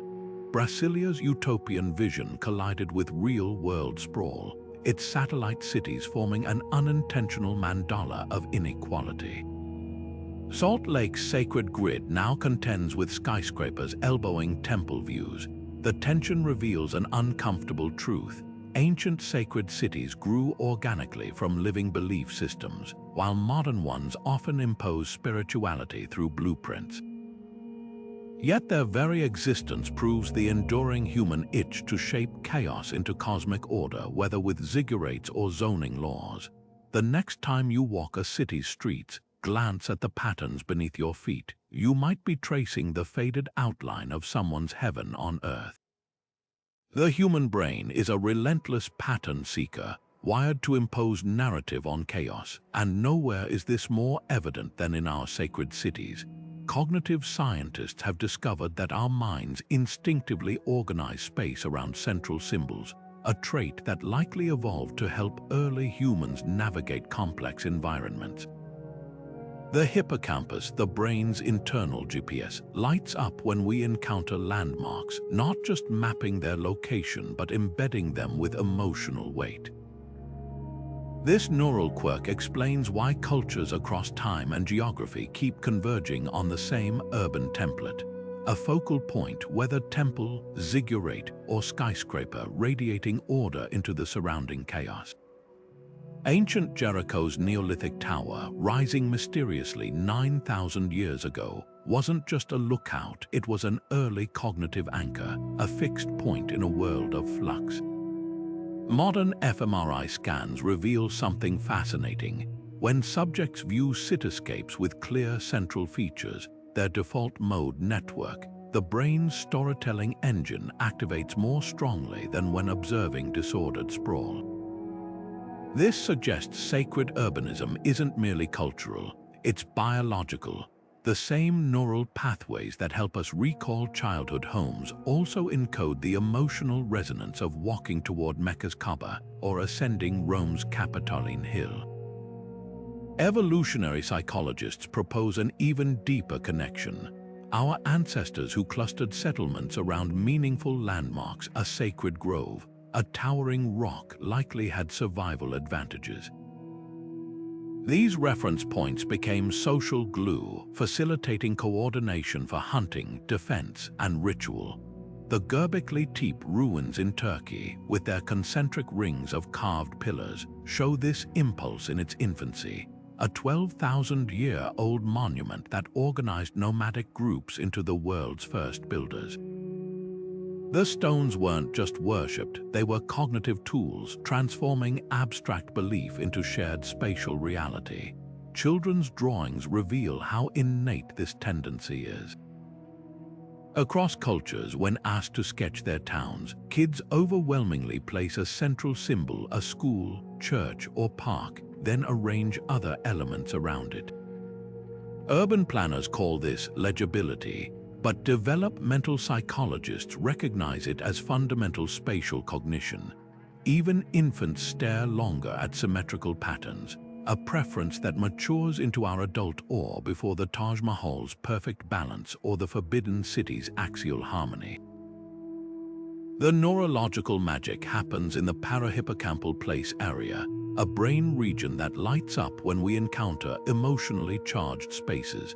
Pilgrims walking Varanasi's Ghats or the Camino de Santiago aren't just following routes, they're activating deep-seated navigation systems intertwined with memory and meaning. This explains why replacing sacred landmarks often sparks visceral distress. When the Taliban destroyed the Bamiyan Buddhas or ISIS ravaged Palmyra, the global outcry wasn't just about art loss, it was a primal reaction to the erasure of cognitive anchors that had oriented entire civilizations. Modern cities ignore this biological imperative at their peril. Studies show higher rates of anxiety in residents of featureless suburbs compared to those living in neighborhoods with clear landmarks. Tokyo's scramble crossings, London's Big Ben, Paris's Eiffel Tower, these aren't just tourist attractions but psychological waypoints that help urban brains maintain equilibrium. The rise of ghost signs, preservation movements where faded vintage ads on brick walls become cherished neighborhood symbols proves our minds will sacralize almost anything to fill the void when traditional sacred geometry disappears. Perhaps this explains the recent resurgence of sacred urbanism in unexpected forms, from Burning Man's ephemeral temple to the spontaneous shrines that emerge at subway accident sites. Humans keep recreating Axis Mundi even in secular context. Virtual worlds follow the same rules. Video game designers use cathedral coding to draw players toward central landmarks, knowing our brains crave that orienting pull. The metaverse's first sacred spaces are already emerging, digital memorials where avatars light candles for real-world tragedies. This neural compulsion for sacred centers carries a warning. When societies lack shared symbols, they fracture into cognitive tribes, each clustering around different ideological waypoints.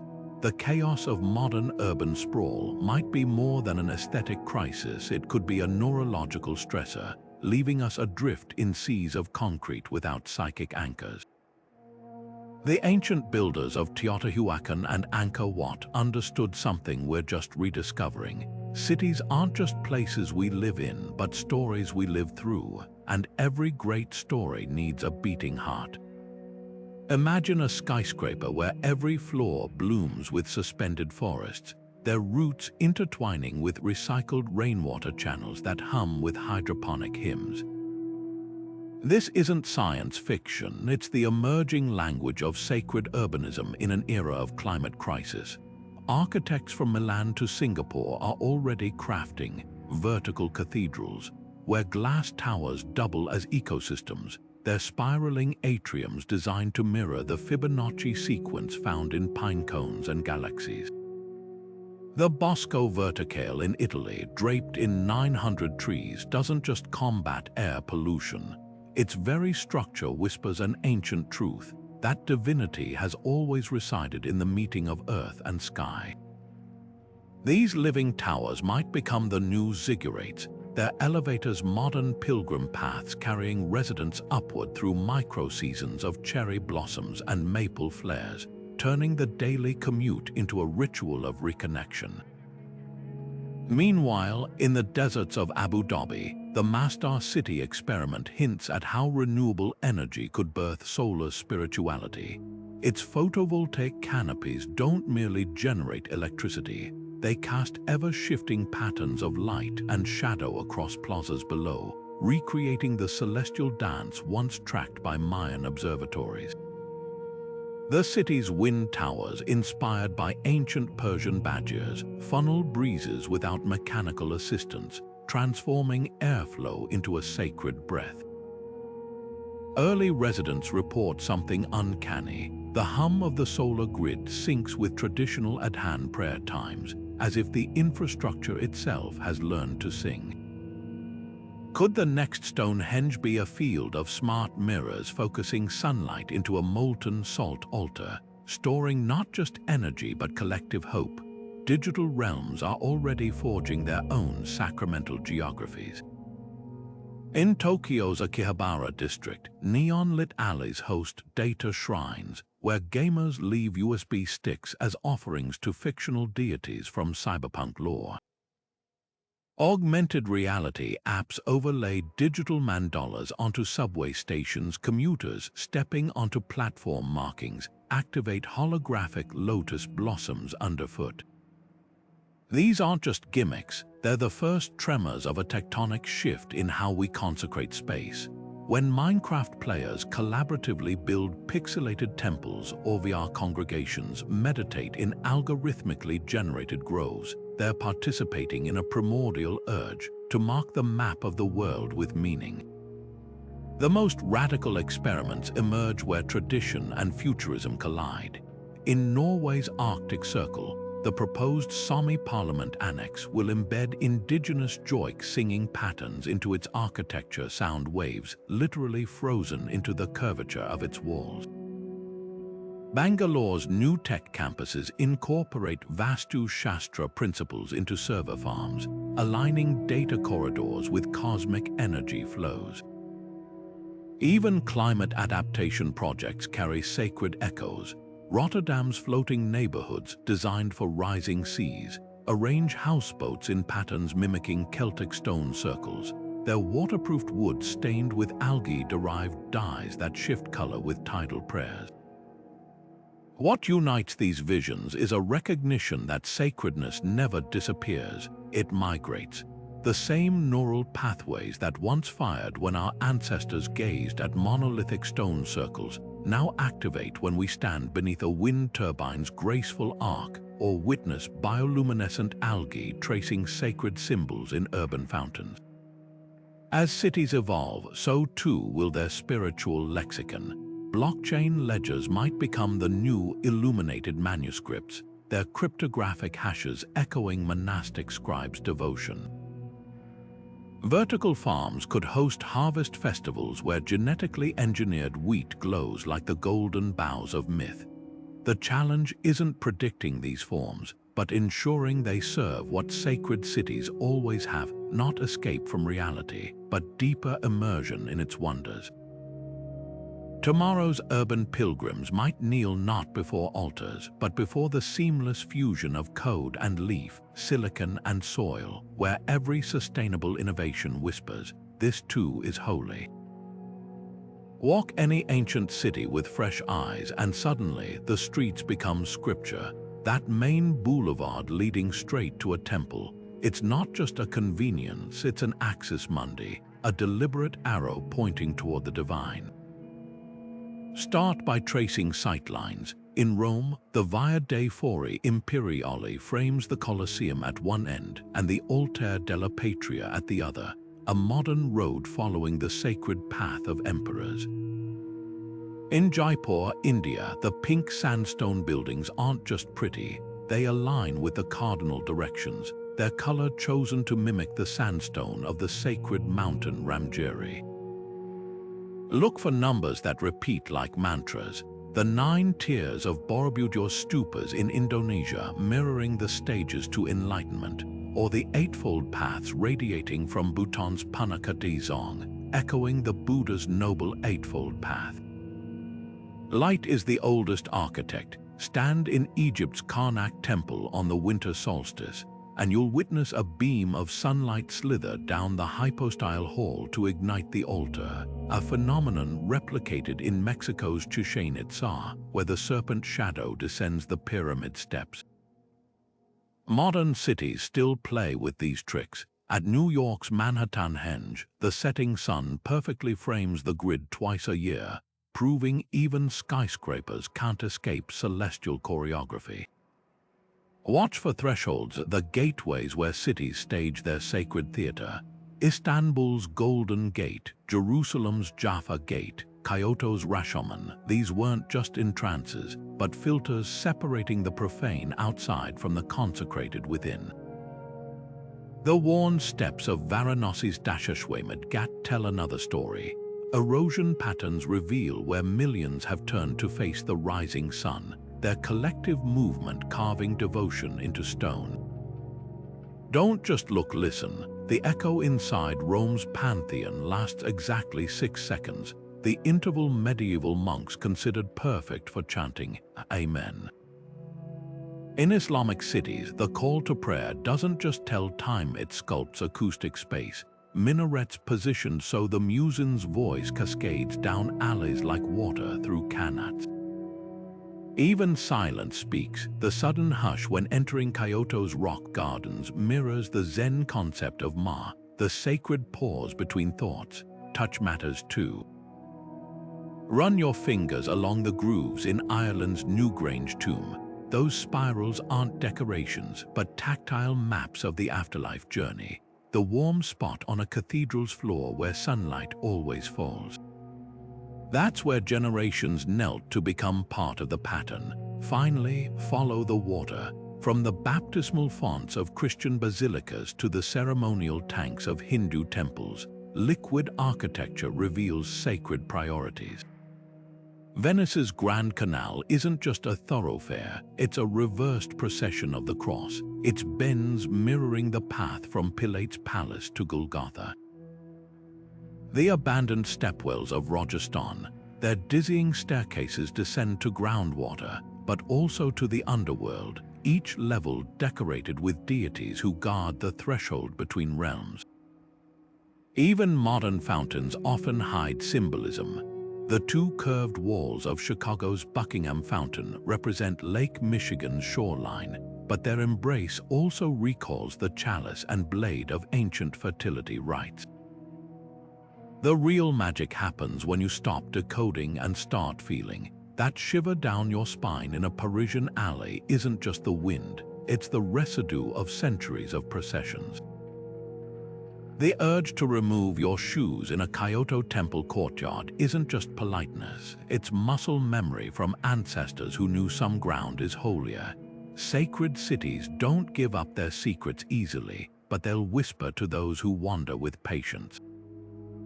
The next time you turn a corner and sunlight hits your face at just the right angle, ask yourself, was that an accident or the city winking at you across time? From the celestial cities of the ancients to the symbolic grids of modern capitals, humanity has always built settlements as mirrors of the divine. These sacred cities remind us that urban spaces are more than brick and mortar. They're collective dreams of order, meaning, and connection to something greater. As we design the cities of tomorrow, will we rediscover this lost art of sacred urbanism? The answer may determine not just how we build, but how we live. Share your thoughts in the comments. What city do you think best embodies a sacred ideal? Consider the legacy of these urban marvels, not as relics of superstition, but as masterclasses in human ingenuity. The architects of Teotihuacan didn't just stack stones, they encoded the motion of stars into pavement. The builders of Varanasi didn't merely lay out streets, they wove the cycle of rebirth into every intersection. These weren't arbitrary choices, they were profound statements about our place in the cosmos. Today, as climate change reshapes coastlines and technology redraws social boundaries, we face our own version of that ancient challenge: how to create spaces that nourish not just bodies but souls. The most urgent lesson from sacred cities isn't about aligning temples to solstices, it's about aligning design to values. When medieval cathedral towns prioritized spires over sewage, they revealed what mattered most: a reach toward transcendence, even at the cost of comfort. Modern cities have inverted that equation, chasing efficiency at the expense of wonder. Yet glimmers of the old magic persist. Barcelona's superblocks reclaim streets for community, echoing the plazas where Aztecs once gathered under sacred ceiba trees. Singapore's supertrees merge photosynthesis with photovoltaic cells, creating steel forests that hum with the same reverence for life as the sacred groves of antiquity. What's at stake isn't just aesthetics, but our capacity for collective meaning-making. Neuroscience confirms what ancient builders intuited: we think and feel differently in spaces designed with intention. The hippocampus, our brain's internal GPS, lights up when navigating cities with clear landmarks, releasing dopamine that transforms disorientation into delight. This explains why tourists instinctively photograph the same Parisian alleys or Kyoto temples. Their geometries resonate with some deep cognitive blueprint for beauty. The challenge for future cities isn't just sustainability, but soul ability, the power to stir that same primal awe while addressing contemporary needs. Imagine a metropolis where solar arrays form mandalas visible from space, their shifting patterns tracking renewable energy harvests like modern votive offerings. Picture apartment towers with wind-sculpted facades that sing in storms, turning atmospheric friction into urban lullabies. Envision augmented reality overlays that transform subway commutes into pilgrimages, with every transfer gate a station of contemplation. This isn't fantasy, it's the logical next step in a lineage stretching back to moon-aligned megaliths and star-charted pyramids.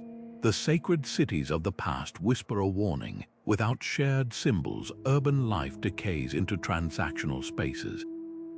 But they also offer hope, proof that when humans channel their highest aspirations into stone and steel, the results can outlast civilizations.